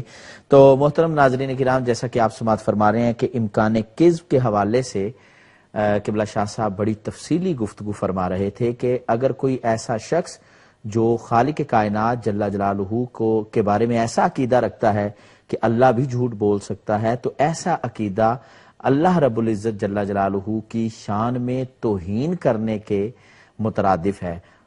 تو جو شخص اللہ تعالیٰ کی توہین کرنے والا ہو تو آپ سب صاحبان علم ہیں، صاحبان فہم و دانش ہیں، سوچ سکتے ہیں، سمجھ سکتے ہیں کہ چلو انسان کے سبندت ویسے تو تکریم اور تعظیم تو انسان کی بھی کرنی چاہیے، تو جو بندہ اللہ تعالیٰ میں عیب ڈھونڈنے لگ جائے اس سے زیادہ بدبختی کیا ہوگی۔ اللہ تعالیٰ ایسی سوچ سے، ایسی فکر سے تمام امت مسلمہ کو، امت مصطفیٰ صلی اللہ علیہ وسلم کو محفوظ فرمائے۔ اب ہمارے پروگرام میں وقت ہوا ایک بریک کا، بریک کے اس پار آپ سے پھر ملاقات ہوگی، تب تک کے لیے السلام علیکم۔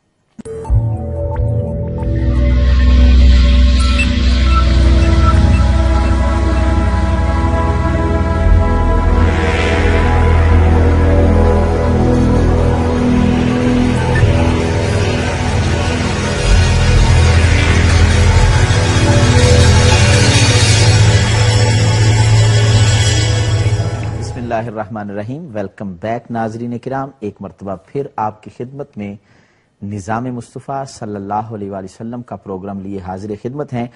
بریک پر جانے سے پہلے آپ سماعت فرما رہے تھے کہ خالق کائنات جل جلالہ ہر قسم کے عیب سے پاک ہے، منزہ ہے۔ اللہ رب العزت جل جلالہ ہر چاہت پر قادر ہے، ہر چاہے جانے والی چیز پر قادر ہے، ہر وہ اچھی چیز، خوبصورت چیز جو دل کو بھائے، ہر چاہت پر خالق کائنات جل جلالہ قدرت رکھتا ہے۔ اور جو شخص خالق کائنات جل جلالہ کے وقوع کذب یا امکان کذب کا قائل ہو تو حقیقت میں وہ خالق کائنات جل جلالہ کی جو شان اقدس ہے اس میں گستاخی کر رہا ہے۔ قبلہ شاہ صاحب، یہ گفتگو تو آپ نے فرمائی، میں اس پر ایک مزید سوال آپ کی خدمت میں پیش کرنا چاہتا ہوں۔ کچھ لوگ یہ کہتے ہیں کہ اگر آپ یہ کہیں کہ امکان کذب کے حوالے سے کہ خالق کائنات جل جلالہ جھوٹ بول نہیں سکتا، اور جو ایسا کہے وہ جو ہے دائرہ اسلام سے خارج ہے، اور ایسا شخص جو ہے خالق کائنات جل جلالہ کی توہین کرنے والا ہے، تو جو بھی اللہ تعالیٰ کی توہین کرے، خدا کی توہین کرنے سے بڑا کفر کیا ہوگا؟ تو وہ کہتے ہیں کہ اہل سنت کے جو دو امام ہیں، امام ابو الحسن اشعری اور امام ابو منصور ماتریدی، ان دو جو مقدس ہستیاں ہیں، ان میں بھی یہ اختلاف رہا ہے کہ وہ بھی امکان کذب کے قائل تھے۔ تو اس حوالے سے میں یہ چاہوں گا، چونکہ ہم اہل السنہ ہیں، تو ہمارے اکابرین پر یہ ایک بہتان ہے یا حقیقت میں کوئی ایسی بات موجود ہے؟ اس سلسلے میں سب سے پہلے تو یہ گزارش ہے کہ جیسے قرآن مقدس سے میں نے استدلال کیا تھا کہ من اصدق من اللہ حدیثا، ٹھیک، اللہ احکم الحاکمین جل وعلا سے سچا کون ہو سکتا ہے؟ تو یہ استفہام جو ہے انکاری ہے کہ کوئی نہیں ہو سکتا، اللہ ہی سب سے سچا ہے، بے شک۔ اچھا، دوسرا یہ ہے کہ قرآن مقدس میں اتنی تصریحات ہیں کہ اللہ تبارک و تعالی جل شانہ کبھی بھی یعنی جھوٹ ممتنع ہے، اس سے محال ہے، اس کے لیے امکان ہی نہیں ہے اس کا، ٹھیک ہے جی۔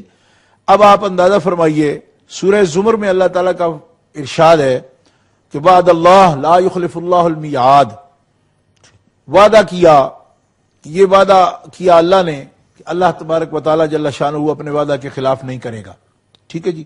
وَلَن يُخْلِفُ اللَّهُ وَعْدَهُ، اللہ تعالیٰ اپنے وعدہ کے خلاف ہرگز نہیں کرے گا، سورہ حج میں ہے۔ ان وعد اللہ حق، تحقیق اللہ تعالیٰ کا وعدہ سچا ہے۔ وعد اللہ لا يخلف اللہ وعدہ، سورہ روم میں وعدہ کیا اللہ نے، خلاف نہ کرے گا اللہ اپنے وعدہ کے۔ الا ان وعد اللہ حق، خبردار ہو جاؤ، واقعی اللہ کا وعدہ سچا ہے۔ کل کذب الرسل فحق وعید، جنہوں نے جھٹلایا پیغمبروں کو پھر ٹھیک ہوئی ان پر وعید عذاب کی۔ وقد قدمت الیکم بالوعید ما یبدل القول لدی وما انا بظلام للعبید، سورہ قاف، تحقیق بھیجا ہم نے تم پر عذاب، میری بات بدلنے والی نہیں اور نہ ہم اپنے بندوں سے ظلم کرنے والے ہیں۔ فلن یخلف اللہ عہدہ، اللہ تعالیٰ اپنے عہد کے خلاف ہرگز نہ کرے گا اور نہ کرتا ہے، سورہ بقرہ میں۔ فلا تحسبن اللہ مخلف وعدہ رسولا، پس تم گمان کرو کہ اللہ اپنے رسولوں سے وعدہ خلافی کرنے والا، یہ گمان بھی نہ کرو کہ اللہ اپنے رسولوں سے وعدہ خلافی کرے گا۔ ان اللہ لا یخلف المیعاد، سورہ آل عمران، سورہ روم میں لا یخلف اللہ وعدہ، اور سورۃ النساء میں من اصدق من اللہ حدیثا، کہ اللہ تبارک و تعالیٰ سے کون زیادہ سچا ہے، یعنی کوئی بھی نہیں۔ وعد اللہ حقا ومن اصدق من اللہ قیلا، وعدہ اللہ کا سچا ہے اور کون زیادہ سچا ہے اللہ سے کلام میں، یا بات میں. وَتَمَّتْ كَلِمَةُ رَبِّكَ صِدْقًا وَعَدْلًا سورہ انعام میں تمام ہوئے کلمات تیرے رب کے سچے اور صحیح. وَإِنَّا لَصَادِقُونَ اور واقعی ہم ضرور سچے ہیں.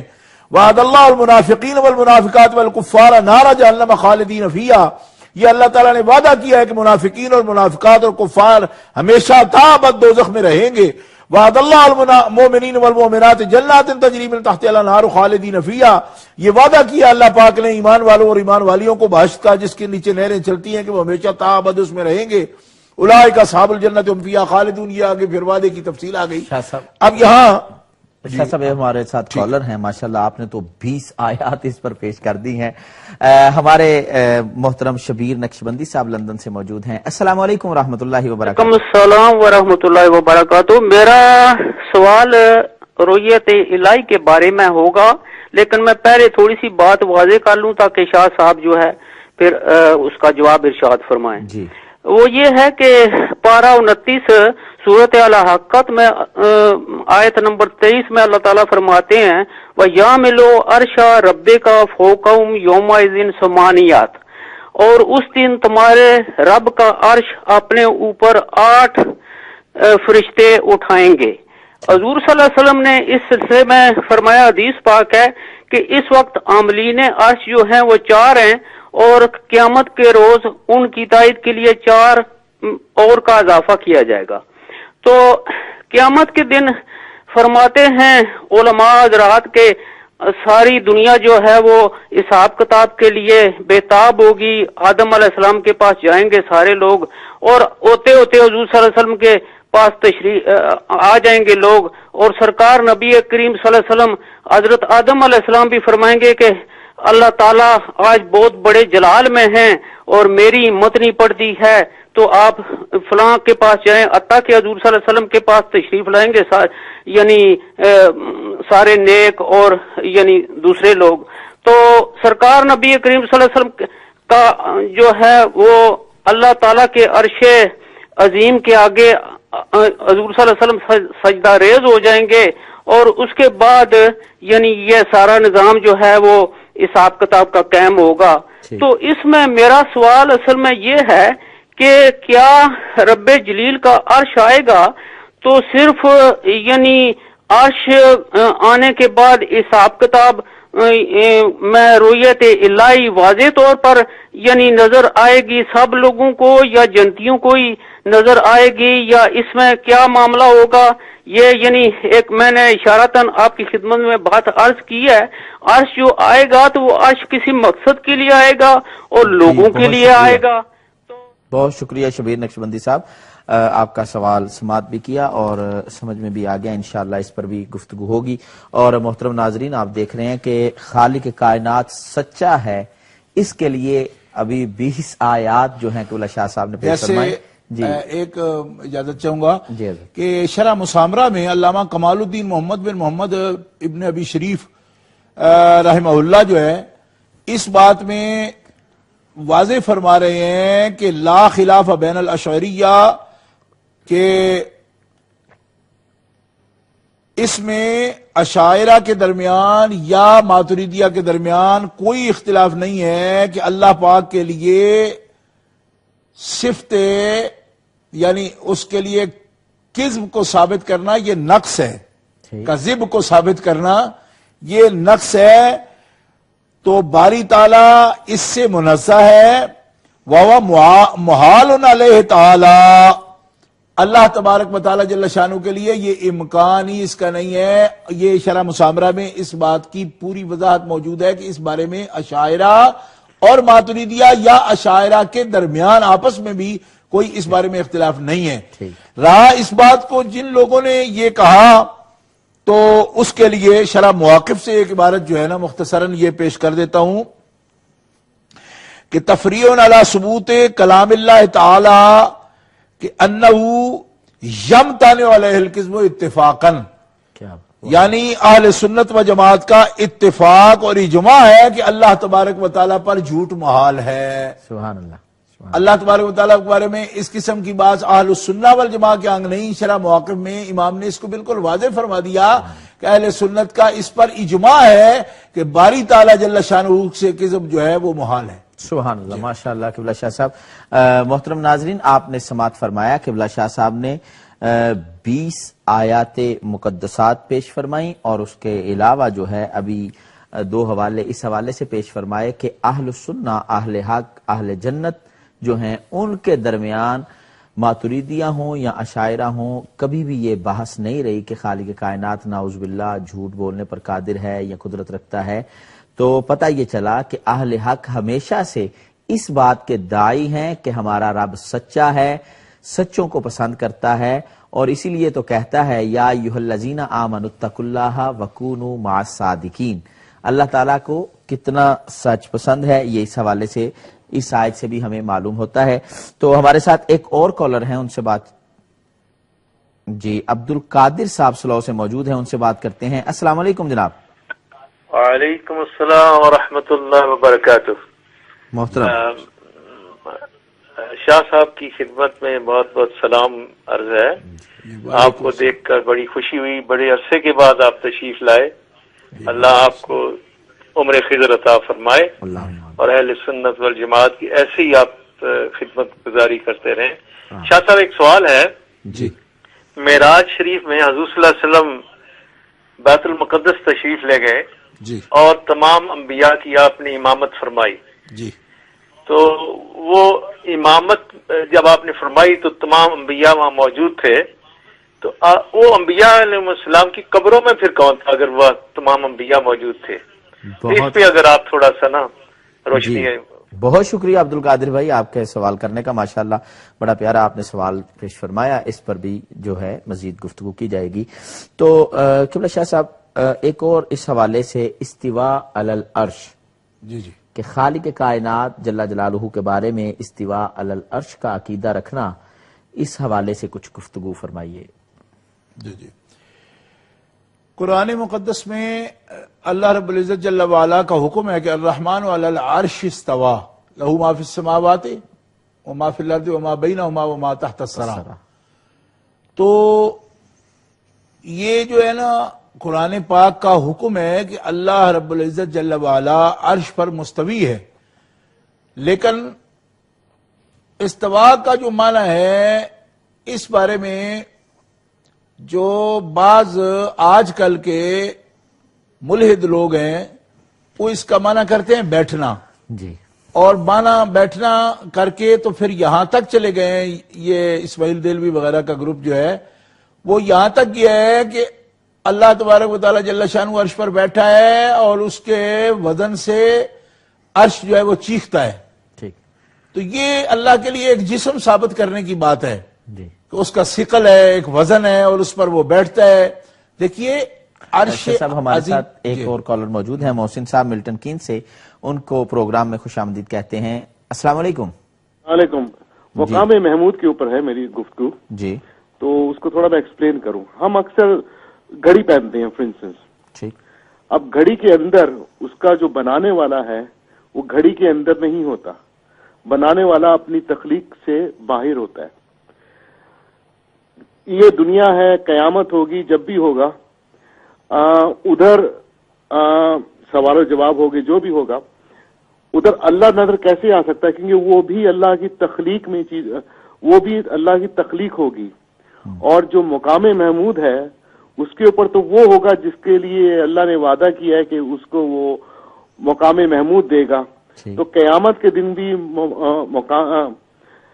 ادھر محمد صلی اللہ علیہ وسلم ہی نظر آئیں گے نا، اللہ تو نظر نہیں آئے گا کیونکہ وہ سب کچھ اللہ کی تخلیق میں ہے. اس کے اوپر اگر ٹھیک ہے، بہت شکریہ محسن صاحب، آپ کا سوال میں سمجھ گیا. رویت کے حوالے سے، رویت باری تعالیٰ کے بارے میں آپ پوچھنا چاہتے ہیں کہ قیامت کے دن نبی پاک صلی اللہ علیہ وآلہ وسلم کو لوگ دیکھیں گے یا اللہ رب العزت کی زیارت ہوگی، کیا معاملہ ہوگا، اس حوالے سے آپ جاننا چاہتے ہیں. گو کہ پچھلے پروگرام میں بڑی تفصیل سے اس پر گفتگو ہوئی، لیکن انشاءاللہ اس پر مزید جو ہے وہ گفتگو کی جائے گی. جی قبلہ شاہ صاحب، آپ فرما رہے تھے کچھ لوگ جو استواء علی العرش کا معنی، تو استواء حق ہے کیونکہ وہ قرآن مقدس کے جو ہے نا حکم ہے، لیکن یہ اس کی تعبیر بیٹھنے سے کرنا یہ غلط ہے. اس واسطے کہ یہ اپنی طرف سے تفسیر ہے. تو اسی لیے محققین علماء نے استواء کا ترجمہ مستوی ہونا ہی کیا ہے.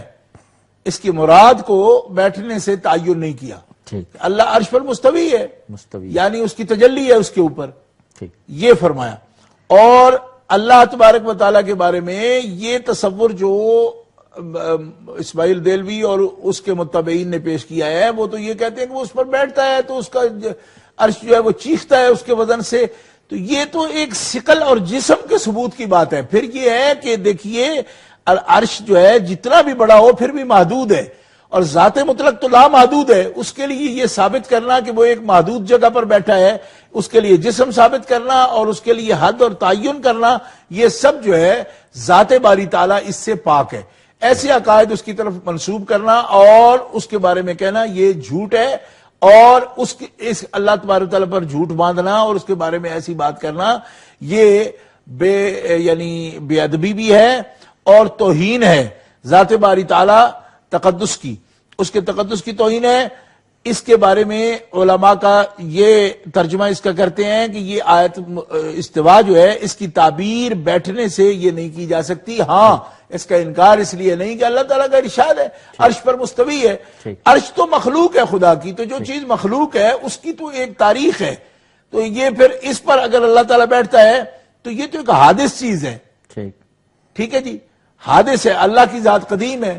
تو اس واسطے اس کا ایک تغیر بھی اس سے ثابت ہوتا ہے کہ پہلے وہ نہیں بیٹھتا تھا پھر بیٹھتا ہے جب اس کو پیدا کیا ہے. تو اس کو اس طرح کی بات کرنا بالکل ذات مطلق سے جہالت کی بات ہے، یعنی اس کے بارے میں نہ جاننے کی بات ہے. اور اگر پھر وہ اس پر مصر رہتا ہے تو ایسی باتیں وہ بندے کو جو ہے دائرہ اسلام سے نکالنے والی. جی شاہ صاحب بہت شکریہ. ہمارے ساتھ جناب ریاض نقشبندی صاحب موجود ہیں، ان سے بات کرتے ہیں بولٹن سے. السلام علیکم ورحمۃ اللہ. وعلیکم السلام ورحمۃ اللہ. جی محترم. وعلیکم السلام. خوش آمدید جناب ریاض صاحب. بس سب سے پہلے پیر سید عرفان صاحب مشہدی صاحب مناظر اہل سنت کو سلام کرنا چاہتا ہوں. جی وعلیکم السلام ورحمۃ اللہ. اور ان سے سوال یہ ہے جی کہ وہ جو قرآن شریف سورہ رحمان میں ہے کہ کل من علیہا فان ویبقی وجہ ربک ذو الجلال والاکرام، اس کے بارے میں جاننا چاہتا ہوں.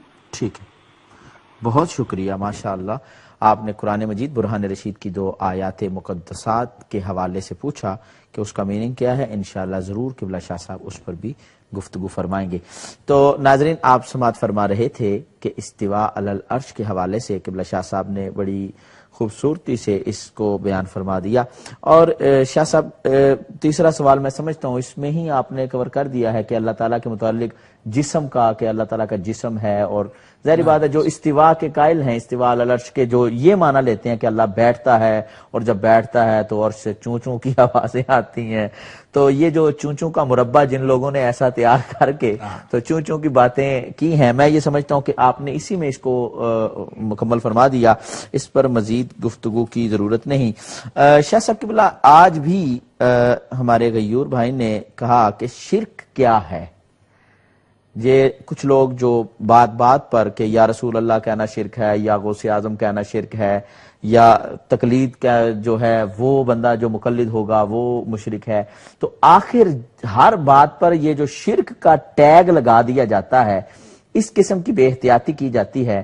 تو بنیادی طور پر آپ ہمیں ہمارے ناظرین کو بتائیے کہ شرک ہے کیا، اس کی ڈیفینیشن، اس کے بارے میں کچھ جو ہے وہ شاید. دیکھیے مسئلہ یہ ہے کہ توحید اور شرک جو ہے نا، یہ 2 عقائد یا 2 عنوانات آپس میں بالکل مقابل ہیں. ذات مطلق یکتا ہے، واحد ہے، احد ہے، صمد ہے. یہ اس کے بارے میں شرک اس کے مقابل ایک بات ہے، لیکن کس بات میں اعتقاد رکھنا یا یقین اس بارے میں رکھنا وہ شرک کہلائے گا. تو شرح عقائد نصفی میں یہ بات بالکل واضح طور پر موجود ہے شرک کی تعریف میں کہ اثبات الشریک و اثبات الشریک فی الالوہیہ بمعنی وجوب الوجود او بمعنی استحقاق العبادہ. کہ شرک اس کو کہتے ہیں کہ آپ الہ دوسرا الہ جو ہے نا، اثبات الشریک فی الالوہیہ، کہ باری تعالیٰ کا شریک مانے، اس کی الوہیت میں کسی کو ساجی مانے. ٹھیک ہے. اور اس کا مطلب کیا ہے کہ بمعنی وجوب الوجود ہے کہ آپ الہ مانتے ہیں، الہ کا ساجی اور شریک مانتے ہیں کسی کو، اس معنی میں کہ وہ بھی واجب الوجود ہے، خود سے ہے واجب الوجود، جس کا عدم محال ہے، جس کا نہ ہونا محال ہے، یعنی جس کا عدم محال ہو، ایسا جو خود سے قائم ہو، خود سے موجود ہو، اور جس کا نہ ہونا محال ہو، یعنی جس کا ہونا ضروری ہو، تو ہونا واجب ہو، جس کا ہستی جس کی واجب ہو، اور عدم جس کا ایک لحظہ کے لیے بھی محال ہو، ٹھیک ہے جی، ایسا کسی دوسرے کو ماننا یہ ہے شرک، پہلا بنیادی شرک یہ ہے، اور یہی الہ کا معنی ہے بنیادی۔ اچھا کال ہے؟ نہیں، اچھا، تو مسئلہ یہ ہے کہ اب دوسرا معنی اس کا لے لیجئے، دوسرا معنی ہے مستحق عبادت، مستحق عبادت، اور بمعنی استحقاق العبادہ، یا کسی کو معبود ماننا کہ وہ مستحق ہے ہماری عبادت کا، سجدے کا، اس کے سامنے وہ ذلت ظاہری ہم کر سکیں جو کچھ الہ کے لیے کرتے ہیں، معبود کے لیے۔ جی وہ شاہ صاحب یہ دو پوائنٹس آپ نے بیان فرمائے۔ ہمارے ساتھ عبداللہ بھائی موجود ہیں بری سے، ان سے بات کرتے ہیں۔ السلام علیکم ورحمۃ اللہ وبرکاتہ۔ وعلیکم السلام ورحمۃ اللہ۔ حضرت جلالی صاحب قبلہ اور شاہ صاحب کی خدمت اقدس میں بہت بہت مہربان السلام۔ وعلیکم السلام۔ وعلیکم السلام ورحمۃ جی اللہ۔ وہ قبلہ شاہ صاحب سے ایک بات کے بارے میں وہ میں نے مسئلہ پوچھنا تھا کہ میں ایک محفل میں تھا اور وہاں ہمارے ایک عالم دین الحمدللہ وہ محفل میں انہوں نے یہ فرمایا کہ جب ان کا بیان آخر میں ہوا تو وہ فرمانے لگے کہ اس سے پہلے جو بھی ہوا ہے ہماری محفل میں ایسا ہوتا ہے کہ جو تلاوت نعت اور جو ہوئی تھی اس کے بعد وہ فرما رہے تھے کہ یہ وقت جو ہم نے ضائع کیا ہے، یہ وقت ضائع کر دیا، اب جو ہے میں بات کر رہا ہوں۔ اور آقا صلی اللہ علیہ وسلم کی حدیث مبارکہ انہوں نے پیش کی، پھر قرآن کہہ رہے کہ یہ پہلا جو کلام تھا جی وہ لوگوں کا کلام تھا، یہ آمنہ کے لال کا کلام ہے صلی اللہ علیہ وسلم، اور اللہ پاک کا یہ میں قرآن پیش کر رہا ہوں۔ تو کیا ان عالم دین کا اس وقت کو ضائع کا لفظ بار بار انہوں نے یہ کہا کہ ہم نے وقت وہ ضائع کر دیا ہے، تو کیا یہ وقت جو آقا کی یاد میں تلاوت ہوئی، قرآن پاک کی نعت ہوئی، کیا یہ وقت ضائع کرنا ہے؟ بس اتنی میں نے قبلہ سے وضاحت طلب کرنی تھی، اگر جواب بنایا تو۔ قبلہ شاہ صاحب سے اس لیے پوچھ رہا ہوں کہ قبلہ شاہ صاحب کا ایک الحمدللہ ایسا مقام ہے کہ آپ کی زبان مبارک سے جو بات وہ فرمائیں گے تو بہت سے عالم دین اور سب سن رہے ہیں، تو میں امید رکھتا ہوں کہ اس سے بہت سے ہمارے بہت شکریہ عبداللہ بھائی، آپ کی بات ہم سمجھ گئے، انشاءاللہ اس پر قبلہ شاہ صاحب ضرور گفتگو فرمائیں گے۔ تو بڑی بنیادی بات محترم ناظرین کرام قبلہ شاہ صاحب بیان فرما رہے ہیں، اور میں یہ چاہتا ہوں اور میں یہ گزارش کرتا ہوں ان لوگوں سے بھی جو بات بات پر ہر بات کو شرک کا ٹیگ لگا دیتے ہیں اور ہر بات پر شرک کا فتویٰ لگا دیتے ہیں، میں سمجھتا ہوں سانس لینے سے زیادہ وہ شرک کا فتویٰ جو ہے وہ لگاتے ہیں۔ ان سے بھی میری گزارش ہے کہ ذرا تعصب کی اینک کو اتار کر پھینکیے اور تعصب کی پٹی کو اتار کر پھینکیے، اور اس بات کو سماعت فرمائیے کہ جس بات کے بارے میں اللہ تعالیٰ کہتا ہے ان اللہ لا یغفر ان یشرک بہ ویغفر ما دون ذلک لمن یشاء، کہ وہ شرک جس کی اللہ تعالیٰ بھی معافی نہیں دے گا، شرک آخر ہے کیا؟ جی قبلہ شاہ صاحب دو پوائنٹ آپ نے بیان فرمائے جی اس پہ۔ تو اللہ احکم الحاکمین جل وعلا کے ذات میں شریک ماننا بمانا واجب الوجود، اور اسی طرح مستحق عبادت ماننا، کسی کو معبود ماننا، یہ بنیادی طور پر یہ دو باتیں ہیں، دو صفات ہیں۔ اگر یہ کسی بندے میں پائی گئی اور اس کا اعتقاد ہوا اس کا کہ اللہ تبارک و تعالی جل شانہ کے ساتھ یہ بھی واجب الوجود ہے، ٹھیک ہے جی، تو یہ مشرک ہو جائے گا۔ خدا کو اللہ جل شانہ کے ساتھ کسی کو الہ ماننا، اسی طرح اللہ تعالی جل شانہ کے ساتھ کسی کو معبود ماننا۔ اچھا، اس پر حضرت شاہ ولی اللہ رحمہ اللہ نے خالق کا عقیدہ بھی لکھا ہے کہ اللہ تبارک و تعالی جل شانہ ہر چیز کا خالق ہے، اگر کسی دوسرے کو خالق تصور کرتا ہے کوئی تو یہ بھی ایک یعنی حقیقی خالق جو ہے وہ ایک یعنی امر اور خلق دونوں کو، الا لہ الخلق والامر، الا لہ الخلق والامر جو ہے اس میں کسی کو اللہ تبارک و تعالیٰ کا ساجی سمجھتا ہے تو وہ بھی مشرک ہے۔ حجت اللہ البالغہ میں حضرت شاہ صاحب نے اس صفت کا بھی ساتھ اضافہ فرمایا۔ لیکن شرح قائد نصفی کو آپ جانتے ہیں کہ درسیات میں متداول اور مروج کتاب ہے، اور یہ یہاں اکثر جو فرقے ہیں ان کے درمیان بھی یہ ایک مسلم کتاب ہے۔ انہوں نے یہ لکھا کہ واجب الوجود اگر کسی کو مانا، یہ اعتقاد کسی نے رکھا تو وہ مشرک ہو جائے گا۔ اب یہ ہے کہ جس طرح شرک کرنا بہت بری بات ہے کیونکہ سب سے بڑا یہ گناہ ہے، سب سے بڑا جرم ہے، اسی طرح کسی مومن کو مشرک بنا دینا یہ بھی سب سے بڑا جرم ہے اور سب سے بڑی گالی ہے، کیونکہ مشرک تو پلیت ہے، اور جو مومن ہے وہ مشرک نہیں ہو سکتا، جو مشرک ہے وہ مومن نہیں ہو سکتا۔ اب ظلم یہ ہے کہ بات بات پر شرک کا فتویٰ اور مشرک کی طرح ان سے نفرت کی جاتی ہے، اور پھر یہ ایسے ایسے لوگ کرتے ہیں کہ جن کی حکومتیں ہیں۔ مثال کے طور پر میں نے سعودی عرب میں دیکھا کہ وہاں اگر کوئی نبی پاک صلی اللہ علیہ وسلم کی جالیوں کے قریب چلا جائے اسے کہا جاتا ہے آدھا شرک، وانتا مشرک، تو مشرک ہے۔ اچھا میں یہ پوچھتا ہوں، یہ اس پر مزید گفتگو کریں گے۔ ہمارے ساتھ محمد انس بھائی ہیں برسٹل سے، انہیں پروگرام میں خوش آمدید کہتے ہیں۔ السلام علیکم ورحمۃ اللہ وبرکاتہ۔ وعلیکم السلام ورحمۃ اللہ وبرکاتہ۔ جی انس بھائی، میرا ایکچولی ایک سوال تھا جی کہ یہ آیت الکرسی میں جو کرسی کا ذکر آیا ہے یہ کیا، اس کی کیا تعریف ہے؟ یہ کیا ایک چہر ہے؟ مجھے نا ابھی کسی نے کوئی ذکر کر رہا تھا کہ بولے وہ معاذ اللہ کچھ لوگوں کے نزدیک ایسا ہے کہ نا وہ اللہ کے بیٹھنے کا مقام، اس کی کرسی ہے اللہ تعالیٰ کے بیٹھنے کی، معاذ اللہ، تو وہ کیا وہ جسم مان رہے کہ کیا، مطلب کرسی کی کیا تعریف ہے؟ بس اس جی بہت شکریہ، بہت شکریہ، میں سمجھ گیا آپ کا سوال، آپ جو پوچھنا چاہتے ہیں۔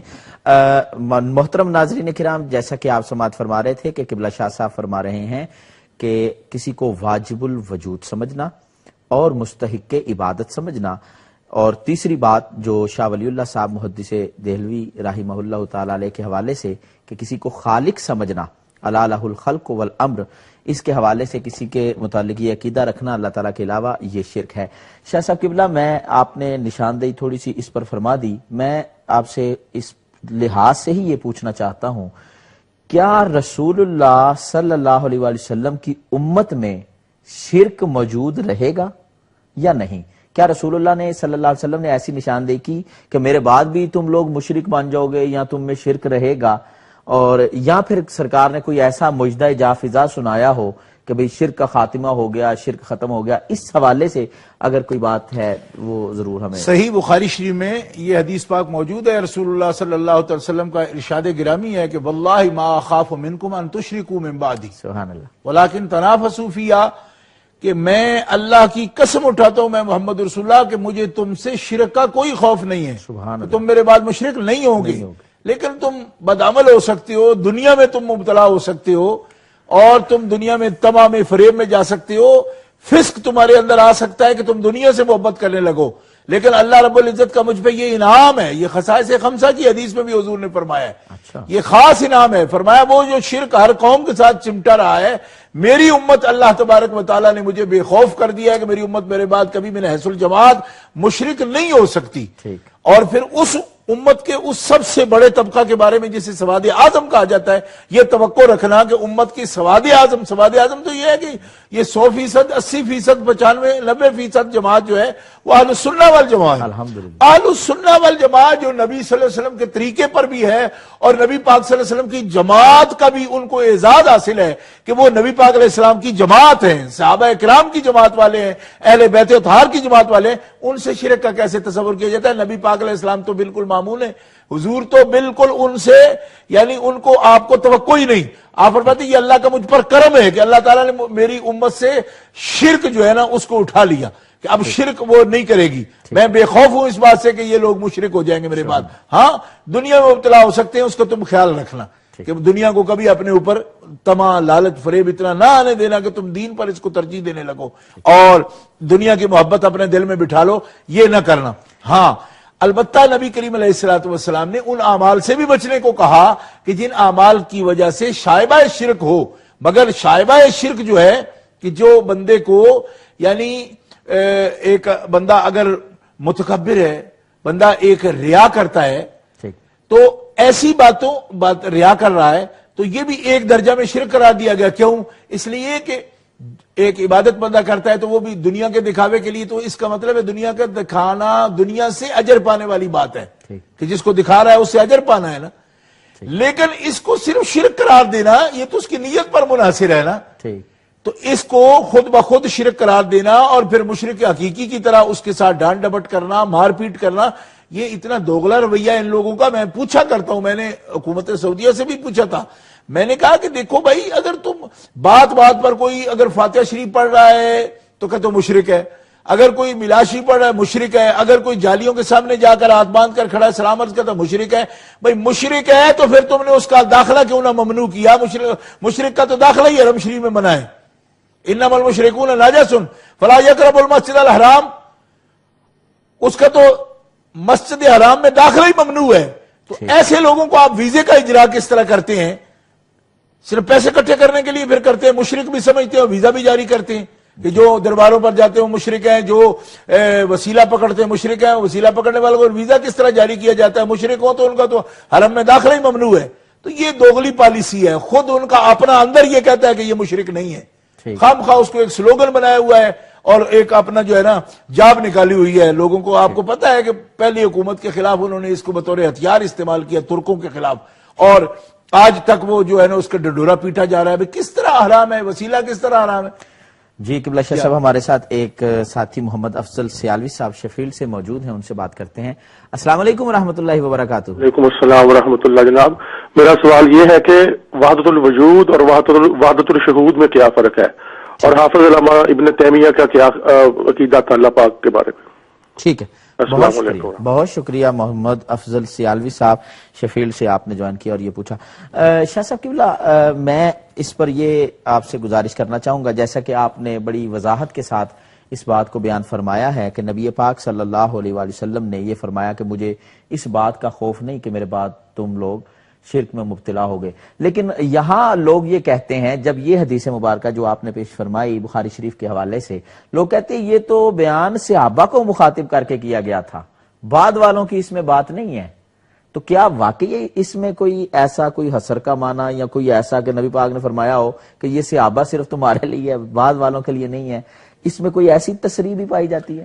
دیکھیے احادیث مبارکہ کے اندر یہ مقام جو ہے یہاں حضور اللہ کی عطا بیان کر رہے ہیں، جعلت لی الارض مسجدا وطہورا، اللہ نے میرے لیے روئے زمین ساری زمین جو ہے مسجد بنا دی اور پاک فرما دی۔ تو اب یا تو یہ ہونا چاہیے کہ یہ صرف طہارت بھی زمین کی جو ہے صرف صحابہ کے لیے ہو، ہم اگر تیمم کرنا چاہیں تو پھر ہمارے لیے نہ ہو کہ مٹی پاک ہے۔ جی غنیمتیں اللہ نے میرے لیے حلال کر دی، سرکار نے فرمایا، تو اب بھی غنیمتیں حلال ہیں اگر اس کا موقع بنتا ہے تو۔ اسی بیان میں سرکار دو عالم علیہ السلام انعامات الہیہ کے ذکر میں یہ بھی فرما رہے ہیں کہ مجھے تم سے شرک کا کوئی خوف نہیں ہے۔ تو اس میں نبی پاک علیہ السلام کا یہ ارشاد گرامی بھی اسی حدیث کی تشریح کرتا ہے کہ لا تجتمع امتی علی الضلالہ، شرک کیا ہوگا وہ تو گمراہی پر بھی جمع نہیں ہوگی میری امت، یکون الرسول علیکم شہیدہ فرمایا گیا قرآن مقدس میں بھی۔ تو اب کوئی کہہ سکتا ہے کہ صرف صحابہ ہیں ضرور، یہ کیونکہ اولین مصداق جتنے بھی سیغے خطاب کے کیے جا رہے ہیں جب نبی پاک کی امت کو کیے جائیں تو اس کے اولین مصداق صحابہ کرام ہی ہیں، اس بات میں کوئی شک نہیں، لیکن اس کو اپنے مورد پر بند کر دینا یہ تفسیر کے قاعدے کے خلاف ہے۔ ٹھیک ہے، احکام جو ہے احکام بھی اخبار بھی وہ صرف مورد پر بند تھوڑے ہی ہوتے ہیں۔ جی شاہ صاحب اس پر ایک اور شائبہ لوگوں کو ایک اور گمراہی کی طرف، یہ تو ایک جو خوارج ہیں وہ اس طرف دھکیلتے ہیں، لیکن جو روافض ہیں ان کی طرف سے بھی اس حدیث پر ایک جرح کی جاتی ہے، وہ کہتے ہیں کہ دیکھو نبی پاک علیہ السلام نے فرمایا تھا صحابہ کو کہ میرے بعد تم مشرک تو نہیں ہوگے لیکن دنیا پرست ہو جاؤ گے، ٹھیک ہے. تو کیا نعوذ باللہ اس طرح کا عقیدہ بھی رکھا جا سکتا ہے؟ یا نبی پاک نے جو یہ کہا کہ دنیا داری میں پڑ جاؤ گے اس طرح، تو یہ صحابہ کو کیا کہا گیا کہ تم دنیا دار بن جاؤ گے یا اس طرح؟ اس سوال دیکھیے یہ بات نبی پاک علیہ السلام ساری امت کے لیے فرما رہے ہیں. ٹھیک ہے. صحابہ کرام رضوان اللہ تعالی علیہ مجمعین کو بھی دنیا کے خطرات سے آگاہ کرنا یہ سرکار دو عالم علیہ السلام کی شخصیت کی حکمت ہے کہ آپ ضرور بیان فرمائیں گے اس کو. ٹھیک ہے. صحابہ کرام رضوان اللہ علیہ مجمعین بھی معصوم نہیں ہیں. ٹھیک ہے. ان کو بھی اس سے خطرات سے آگاہ کرنا اور کہنا کہ دنیا کی طرف تم جا سکتے ہو یا اس سے یہ نشاندہی بھی اس لیے فرمائی کہ اس سے آگاہ رہو. ٹھیک ہے. اس سے آگاہ رہو. تو صحابہ کو خبردار کرنا یہ بھی تو سرکار دو عالم علیہ السلام کی ذمہ داری ہے. اور صحابہ رضوان اللہ علیہ مجمعین معصوم نہیں ہیں، ان کو اس ہدایت کی ضرورت ہے کہ وہ دنیا کی طرف راغب نہ ہوں. صحابہ بھی اور اس طرح صحابہ کے اتباع بھی جو آپ کے پیچھے آئے ہیں، پوری امت، اس کے لیے بھی اس کے اندر کوئی جو ہے نا، جب سرکار دو عالم علیہ السلام اللہ کے نبی ہیں، اللہ کے رسول ہیں، معلم ہیں اس امت کے، تو آئندہ جتنے بھی ہیزرٹس ہیں اور خطرات ہیں ان سے امت کو آگاہ کرنا، اس میں کوئی صحابہ کرام آگاہ ہو رہے ہوں، خبردار کیے جا رہے ہیں، تو اس میں ان کی کوئی توہین نہیں ہے. اور یہی وجہ ہے کہ جب سرکار نے آگاہ کیا تو صحابہ بچتے تھے دنیا کی محبت سے، دنیا میں مبتلا ہونے سے صحابہ کرام بچتے تھے. جتنے زاہد صحابہ ہیں اور جتنا زہد صحابہ کرام کے اندر موجود تھا، وہ تو دنیا کو ایک یعنی کہ تنکے کے برابر بھی قیمت نہیں سمجھتے تھے. کتنے زاہد صحابہ ہیں. ٹھیک. بہت شکریہ شاہ صاحب. اس پر آخری سوال اس حوالے سے یہ پوچھنا چاہوں گا، جس طرح ایک مسلمان کو کوئی کافر کہہ دے، اور وہ ظاہری بات ہے مسلمان ہے، وہ کافر نہیں ہے، اس کو کافر کہا جائے، تو سرکار مدینہ صلی اللہ علیہ وسلم نے فرمایا کہ وہ کفر اسی پر لوٹ آئے گا، وہ خود کافر ہو جائے گا. کیا ایسا ہے کہ ایک بندہ مومن جو مسلمان ہے، نبی پاک علیہ السلام کا کلمہ گو ہے، صرف اس بات پر کہ وہ سرکار مدینہ صلی اللہ علیہ وسلم پر الصلاۃ والسلام علیک یا سیدی یا رسول اللہ یہ درود پاک پڑھتا ہے، یا رسول اللہ المدد کی صدا لگاتا ہے، یا غوث اعظم المدد کہتا ہے، یا اذان سے پہلے درود پاک پڑھ لیتا ہے، نماز کے بعد اللہ اللہ کا ذکر کر لیتا ہے، اس بات پر بھی لوگوں کو مشرک اور شرک کے فتوے لگاتے ہیں. اور خصوصیت کے ساتھ جس طرف اشارہ کیا تھا کہ تقلید جو کرنے والے مقلد جیسے ہم لوگ اہل سنہ ہیں، تو ان کو مشرک کہہ دیا جاتا ہے، حالانکہ یہ مشرک نہیں ہے. تو جو غیر مشرک کو، مسلمانوں کو مشرک کہے، اس کے بارے میں شرع شریف کیا فرماتی ہے؟ نبی پاک صلی اللہ تعالی علیہ وسلم کا ارشاد موجود ہے، کسی غیر مستحق کو جب اس کی کوئی تکفیر کرتا ہے، کافر کہتا ہے اس کو، یا کسی پر لعنت کرتا ہے، تو وہ اگر مستحق نہیں ہے تو وہ لعنت جو ہے یا کفر جو ہے وہ تو ہر جگہ پر پیش کیا جاتا ہے، زمین پر، آسمان پر، اور ہر ایک اس کا انکار کرتا ہے کہ میں اس کا بار نہیں اٹھا سکتا. تو خالق جل وعلا کی خدمت میں فرشتہ عرض کرتا ہے، یہ حدیث پاک امام بخاری رحمۃ اللہ علیہ نے بھی لی ہے، فرشتہ عرض کرتا ہے کہ اب اس کا قول ہے لعنت کا یا کفر کا، تو میں اس کو کہاں لے جاؤں؟ زمین و آسمان میں اس کے تو تحمل کی جو ہے وہ جرت ہی نہیں ہے. تو اللہ حکم الحاکمین فرماتا ہے اسی کی طرف لوٹایا جائے جس نے کسی غیر مستحق کے لیے ایسا کلمہ بولا ہے، تو وہ کفر یا لعنت اسی پر لوٹتی ہے. تو اس طرح یہ لوگ جو شرک کا رٹا لگائے ہوئے ہیں بغیر تحقیق کے، کیونکہ سب سے بڑی جو گالی ہے کسی کو وہ مشرک کہنا ہے، اس سے بڑی گالی کوئی نہیں. اور پھر میں اصل میں وہ تفصیل میں یہ بات عرض کر رہا تھا کہ ان کے بڑے جو گرو ہیں ان کو بھی اصل میں دھوکہ جس بات پر ہوا وہ یہ ہے کہ اللہ حکم الحاکمین جل وعلا نے قرآن میں ارشاد فرمایا کہ ما یؤمن اکثرهم باللہ الا وهم مشرکون، کہ ان میں سے اکثر مومن نہیں ہیں مگر وہ مشرک ہیں، شرک کرتے ہیں. اس سے ان کو یہ دھوکہ ہوا، محمد بن عبد الوہاب کو بھی، اسماعیل دیلوی کو بھی، اور ان سب کو بھی. وہ یہ کہتے ہیں کہ یہ آیت مومنین کے حق میں ہے، جو کلمہ پڑھتے ہیں نا وہی مشرک بھی ہوتے ہیں، حالانکہ یہ آیت کفار کے بارے میں ہے. کیونکہ کفار سے جب پوچھا جاتا کہ عرش کا رب کون ہے، وہ کہتے ہیں اللہ ہے. من رب السماوات، تو اللہ تعالیٰ قرآن مقدس 18واں پارے میں آپ دیکھیں جواب آتا ہے الا اللہ، اللہ ہی ہے. وہ کہیں گے کہ اللہ مالک ہے، آسمانوں کا رب ہے، زمینوں کا رب کون ہے، اگر پوچھتے ہو تو کہتے ہیں اللہ ہے. من بیدہ ملکوت کل شیء، حاکم کون ہے، وہ کہیں گے اللہ. یہ کہنے والے خود مشرک ہیں. کیوں؟ انہی کو کہا جا رہا ہے کہ ما یؤمن اکثرهم باللہ الا وهم مشرکون، کہ اللہ کا نام تو ان کو آتا ہے مگر وہ مومن نہیں ہیں، مشرک ہیں. اب وہ کلمہ گو نہیں ہیں، نبی پاک صلی اللہ علیہ وسلم پر ایمان نہیں رکھتے. اب یہ عجیب معیار ہے ان لوگوں کا، اپنا وسوسہ ہے کہ یہ ان کو جو کہ 5 وقت نماز پڑھنے والے، روزے پر یقین رکھنے والے، اور یعنی حج پر، زکوٰۃ پر، شہادت پر، اللہ پر، رسول پر، آمن الرسول بما انزل الیہ من ربہ والمؤمنون کلنا آمن باللہ وملائکتہ وکتبہ ورسلہ لا نفرق بین احد من رسلہ وقالوا سمعنا واطعنا غفرانک ربنا والیک المصیر. ایسے شخص کو بھی جو ان سب باتوں پر ایمان لائے جس پر رسول اللہ صلی اللہ علیہ وسلم ایمان لائے ہیں، اس کو بھی کہیں گے جناب یہ مومن بھی ہے اور مشرک بھی ہے. حالانکہ ایمان اور شرک آپس میں ضد ہیں. جس دل میں ایمان ہوگا اس میں شرک کبھی نہیں ہو سکتا، اور جس میں شرک ہوگا اس میں ایمان کیسے ہوگا؟ لیکن یہ اسی شرک کی بات ہے کہ جو واجب الوجود یا مستحق کی عبادت یا خالق سمجھتا ہے کسی کو. اور ایسے فتوے لگا دینا ایسے مومنین پر جو کلمہ پڑھ رہے ہیں اور ان پر جو تصدیق رکھتے ہیں قلبی اور اقرار باللسان بھی رکھتے ہیں اس پر، اللہ پر، اللہ کے رسول پر، سب رسولوں پر، ساری کتابوں پر، یوم آخرت پر، ان کو مشرک قرار دیں. بدترین غلو ہے، بدترین غلو ہے. ان لوگوں کے نزدیک تو بات بات پر شرک ہے. جناب آپ نے اگر یا رسول اللہ کہہ دیے تو مشرک ہیں آپ، تو ابو جہل کی طرح مشرک ہیں. یہ محمد بن عبد الوہاب نے بھی لکھا ہے، اور اسی کی پیروی میں آنکھیں بند کر کے یہ جناب ہر وقت شرک شرک کا رٹا لگاتے رہتے ہیں. کیا شاہ صاحب جو مقلدین ہیں، تقلید کرتے ہیں چاروں آئمہ میں سے کسی کی، تو کیا تقلید کرنا بھی شرک ہے؟ تقلید کرنا شرک نہیں، عین ثواب ہے. دیکھیں قرآن مقدس میں اللہ تبارک و تعالی جل شانہ نے اولو الامر کی اطاعت کا حکم دیا ہے. اطیعوا اللہ واطیعوا الرسول واولی الامر منکم. اور صحابہ کرام میں سے حضرت جابر بن عبداللہ رضی اللہ عنہما اور حضرت عبداللہ بن عباس رضی اللہ عنہما فرماتے ہیں کہ اولی الامر سے مراد ہی اہل فقہ ہیں، اہل الفقہ والخیر. یہ جن کو اللہ تبارک و تعالی نے تفقہ فی الدین عطا فرمائی ہے ان کی پیروی کا حکم دیا جا رہا ہے. کیوں کہ جو اس سے مراد صرف حاکم لیتے ہیں، حاکم کے لیے تو یہ شرط ہے کہ جب وہ تمہیں حکم دے اور وہ حکم اللہ اور اللہ کے رسول کے حکم کے مطابق ہو تو پھر اس کی تم پیروی کرو، ورنہ اس لا سمع ولا طاعت. یہ تو اہل الفقہ والخیر کی بات ہے، جو بات ہمیشہ کریں گے ہی وہ جو اللہ اور اللہ کے رسول کی بات ہو، تو ان کی اطاعت کا حکم دیا جا رہا ہے. تو جس بات کا اللہ تعالیٰ حکم فرمائے، پھر یہ دیکھیے کہ اللہ تعالیٰ قرآن میں فرماتا ہے وَاتَّبِعْ سَبِيلَ مَنْ أَنَابَ إِلَيَّ.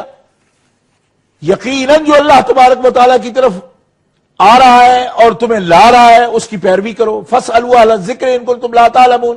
اگر تم علم نہیں رکھتے ہو تو اہل ذکر سے جا کر پوچھ سکتے ہو اور پھر ان کی پیروی کر سکتے ہو. اس طرح قرآن مقدس میں یہاں تک شہادت موجود ہے کہ حضرت یعقوب علیہ السلام نے جب اپنے بچوں سے، بیٹوں سے کہا، جس وقت آپ کی وفات کا وقت آیا، ام کنتم شہداء اذ حضر یعقوب الموت اذ قال لبنیہ ما تعبدون من بعدی، وہ کہتے قالوا نعبد الہک و الہ آبائک ابراہیم و اسماعیل و اسحاق الہا واحدا ونحن له مسلمون. تو قرآن مقدس کو کیوں بیان کر رہا ہے؟ وہ پوچھتے ہیں کہ کس کی پوجا کرو گے میرے بعد؟ اللہ کے نبی کی زندگی کا پہلا کام بھی خدا کی توحید ہے. معبود کے بارے میں پوچھ رہے ہیں کس کو پوجو گے؟ دیکھا نا کتنا بنیادی عقیدہ ہے. انبیاء اسی لیے تو آتے ہیں معبود کی پہچان کرانے. تو ساری زندگی پہچان کرواتے گزر گئی، لیکن آخری لمحے پھر بھی وہی سوال ہے کس کو پوجو گے؟ کہتے ہیں آپ بے فکر جائیے، نعبد الہ کا، ہم تیرے الہ کو پوجیں گے.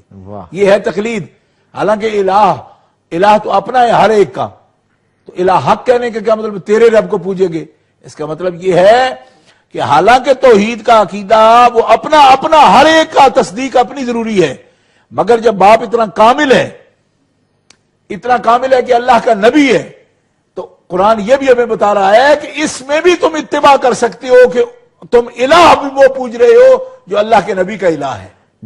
جی تو اسی طرح الہ آبائے کا، کیونکہ وہ بھی انبیاء کرام علیہ السلام ہیں. حضرت ابراہیم علیہ السلام، حضرت اسماعیل علیہ السلام، حضرت اسحاق علیہ السلام، ان کے اب حقیقی اسحاق علیہ السلام ہیں، حضرت یعقوب علیہ السلام کے والد، اور تایا ہیں حضرت اسماعیل علیہ السلام. شاہ صاحب قبلہ، اس پر وہ لوگ یہ کہتے ہیں کہ آپ تقلید کرتے ہیں حضرت امام اعظم ابو حنیفہ کی، یا امام احمد بن حنبل کی، یا امام مالک کی، یا امام شافعی کی، تو آپ لوگ نبی پاک کی تقلید کیوں نہیں کرتے؟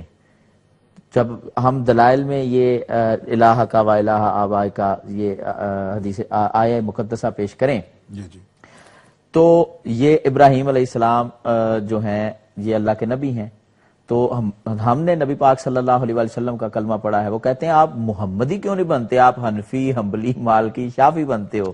تو محمدی بنتے ہوئے آپ لوگوں کو کیا ہے، آپ نبی پاک کی تقلید کیوں نہیں کرتے؟ اس کی وجہ یہ ہے مولانا کہ دیکھیے قرآن مقدس میں جب آیا آتی اللہ آتی الرسولہ واولی الامر منکم، ٹھیک ہے، تو تیسری جگہ واولی الامر منکم کیوں فرمایا گیا؟ سبحان اللہ، ٹھیک، اس کی اگر ضرورت ہی نہیں ہے۔ مسئلہ یہ ہے کہ اللہ تعالیٰ جل شانہ، اللہ کے رسول صلی اللہ علیہ وسلم اور اولی الامر تینوں کا الگ الگ فرمایا گیا۔ مسئلہ یہ ہے کہ جو اللہ کے احکام ہے یا رسول اللہ کے احکام ہے، ان احکام کی تنفیذ کون کرے گا، ان کو نافذ کون کرے گا، امپلیمنٹ کون کرے گا ان کو؟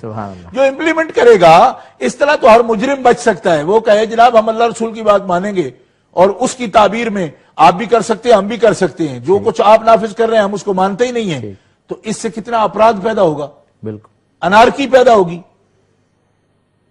ڈسپلن رہ سکتا ہے کسی ملت میں؟ اس لیے جو تعبیر اولی الامر تمہارے سامنے کر رہا ہے وہ تعبیر درست کر رہا ہے اللہ رسول کے احکام کی، تو وہ تو تعبیر ہی کرے گا، اپنی طرف سے حکم جاری تو نہیں کرے گا نا۔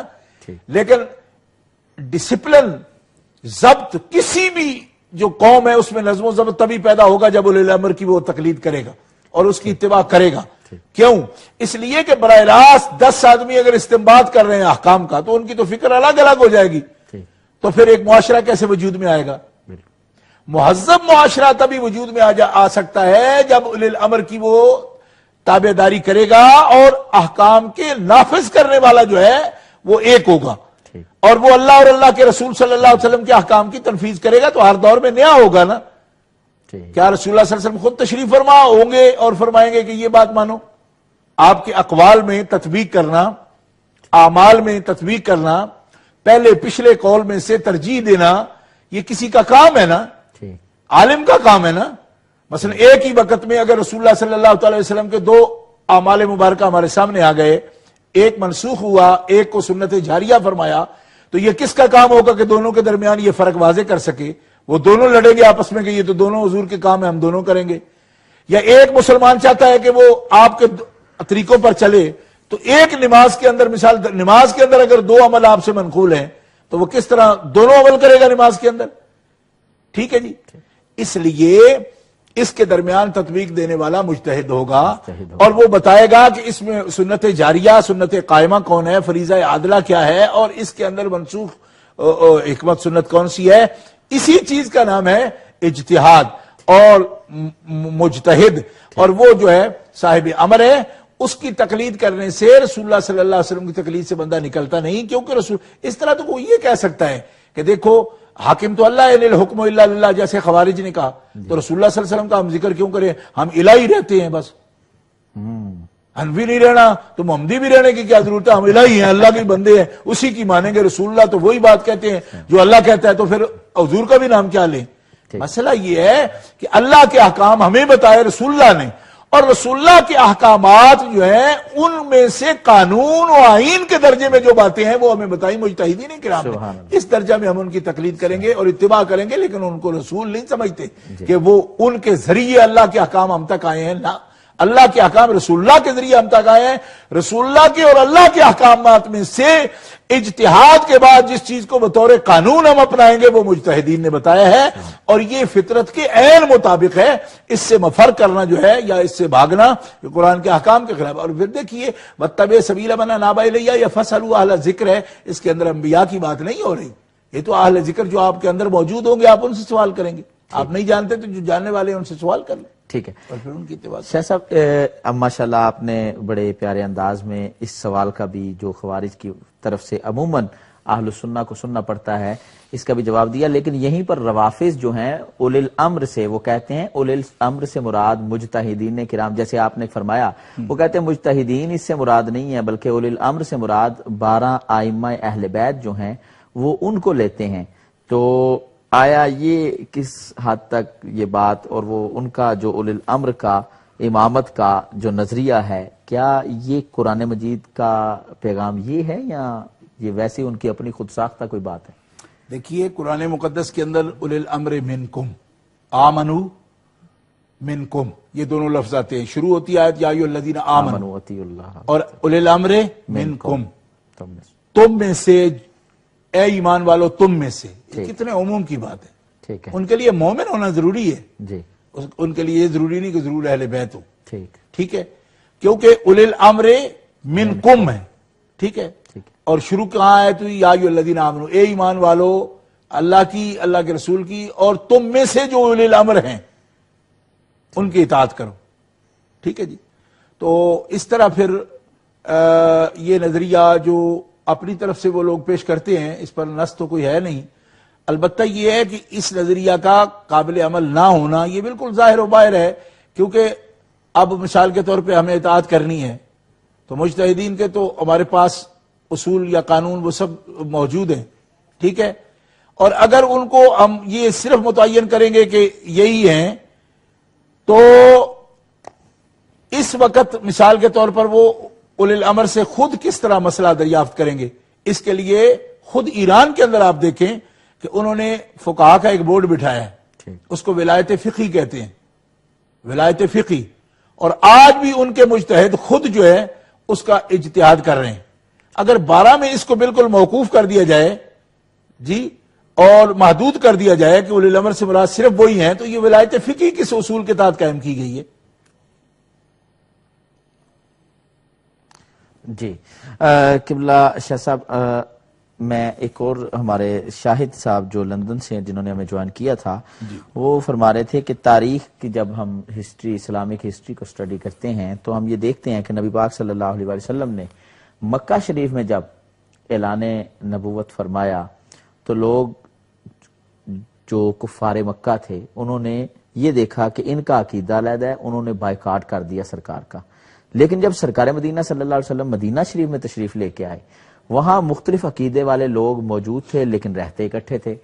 وہ کالر کہہ رہے تھے کہ آج بھی کچھ علماء ایسے ہیں جو یہ کہتے ہیں کہ جو کوئی غیر عقیدے والا ہے اس کے ساتھ بیٹھو نہ، اس کا بائیکاٹ کر دو یا اس سے دور رہو، یا کچھ لوگوں نے جو ایسے کہا، کچھ علماء کرام نے، تو کیا یہ ان کا طریقہ کفار مکہ والا نہیں؟ دیکھیے مسئلہ یہ ہے کہ اس کو اس طرح عموم کے ساتھ کہنا یہ غلط ہے۔ مفتی حضرات جو علماء ہیں وہ اس بات کو دیکھ سکتے ہیں کہ کس وقت کس حکم کی تنفیذ جو ہے وہ ضروری ہے، کیونکہ قرآن پاک میں اللہ احکم الحاکمین جل وعلا کا یہ ارشاد گرامی موجود ہے کہ لا تقعدوا بعد الذکری مع القوم الظالمین ولا ترکنوا الی الذین ظلموا فتمسکم النار، اور اسی طرح قرآن مقدس میں اللہ احکم الحاکمین جل وعلا کے ارشاد کے تحت بھی یعنی اس بات کا لوگوں کو پابند کیا گیا کہ تم ظالموں کے ساتھ اور اہل النار کے ساتھ تم ہم مجلس نہ ہو، ان کے ساتھ نہ بیٹھو، کیونکہ تمہارے لیے تمہیں بھی اپنے ساتھ گھسیٹیں گے جہنم کی طرف، ان کے ساتھ بیٹھنا تمہارے لیے خطرناک ہے۔ پھر یہ ہے کہ رسول اللہ صلی اللہ تعالی علیہ وسلم نے صحابہ کرام کو حکم دیا اخرج الیہود من جزیرۃ العرب، جو قوم جس کے ساتھ رہنا یا جس کے ساتھ رہتے ہوئے ان کے دین کا کوئی نقصان نہیں ہے اس کے ساتھ رہنے کی اجازت بھی ارشاد فرمائی، لیکن جس کے ساتھ رہنا یا جس کی ریشہ دوانیاں ہمیشہ دین کے خلاف ہوں اور وہ لوگوں کو نقصان ایمان میں عقیدے میں پہنچا سکتے ہیں، تو اس کے بارے میں وہ احکام جو ہیں قرآن مقدس کی آیتوں میں، احادیث مبارکہ میں بھی موجود ہیں۔ ان احکام کی تنفیذ بھی وہی بات ہے نا اہل ذکر کی کہ وہ ان احکام کی تنفیذ کریں گے، ٹھیک ہے جی۔ اور ان احد من المشرکین استجارک فاجرہ حتی یسمع کلام اللہ، اور اگر تمہارے پاس کوئی بدعقیدہ پناہ لیتا ہے اور تمہارے دین کو اس سے نقصان نہیں ہے، ٹھیک ہے، تو اس وقت بطور ذمہ کے ان کو وہاں رہنا بھی ٹھیک ہے۔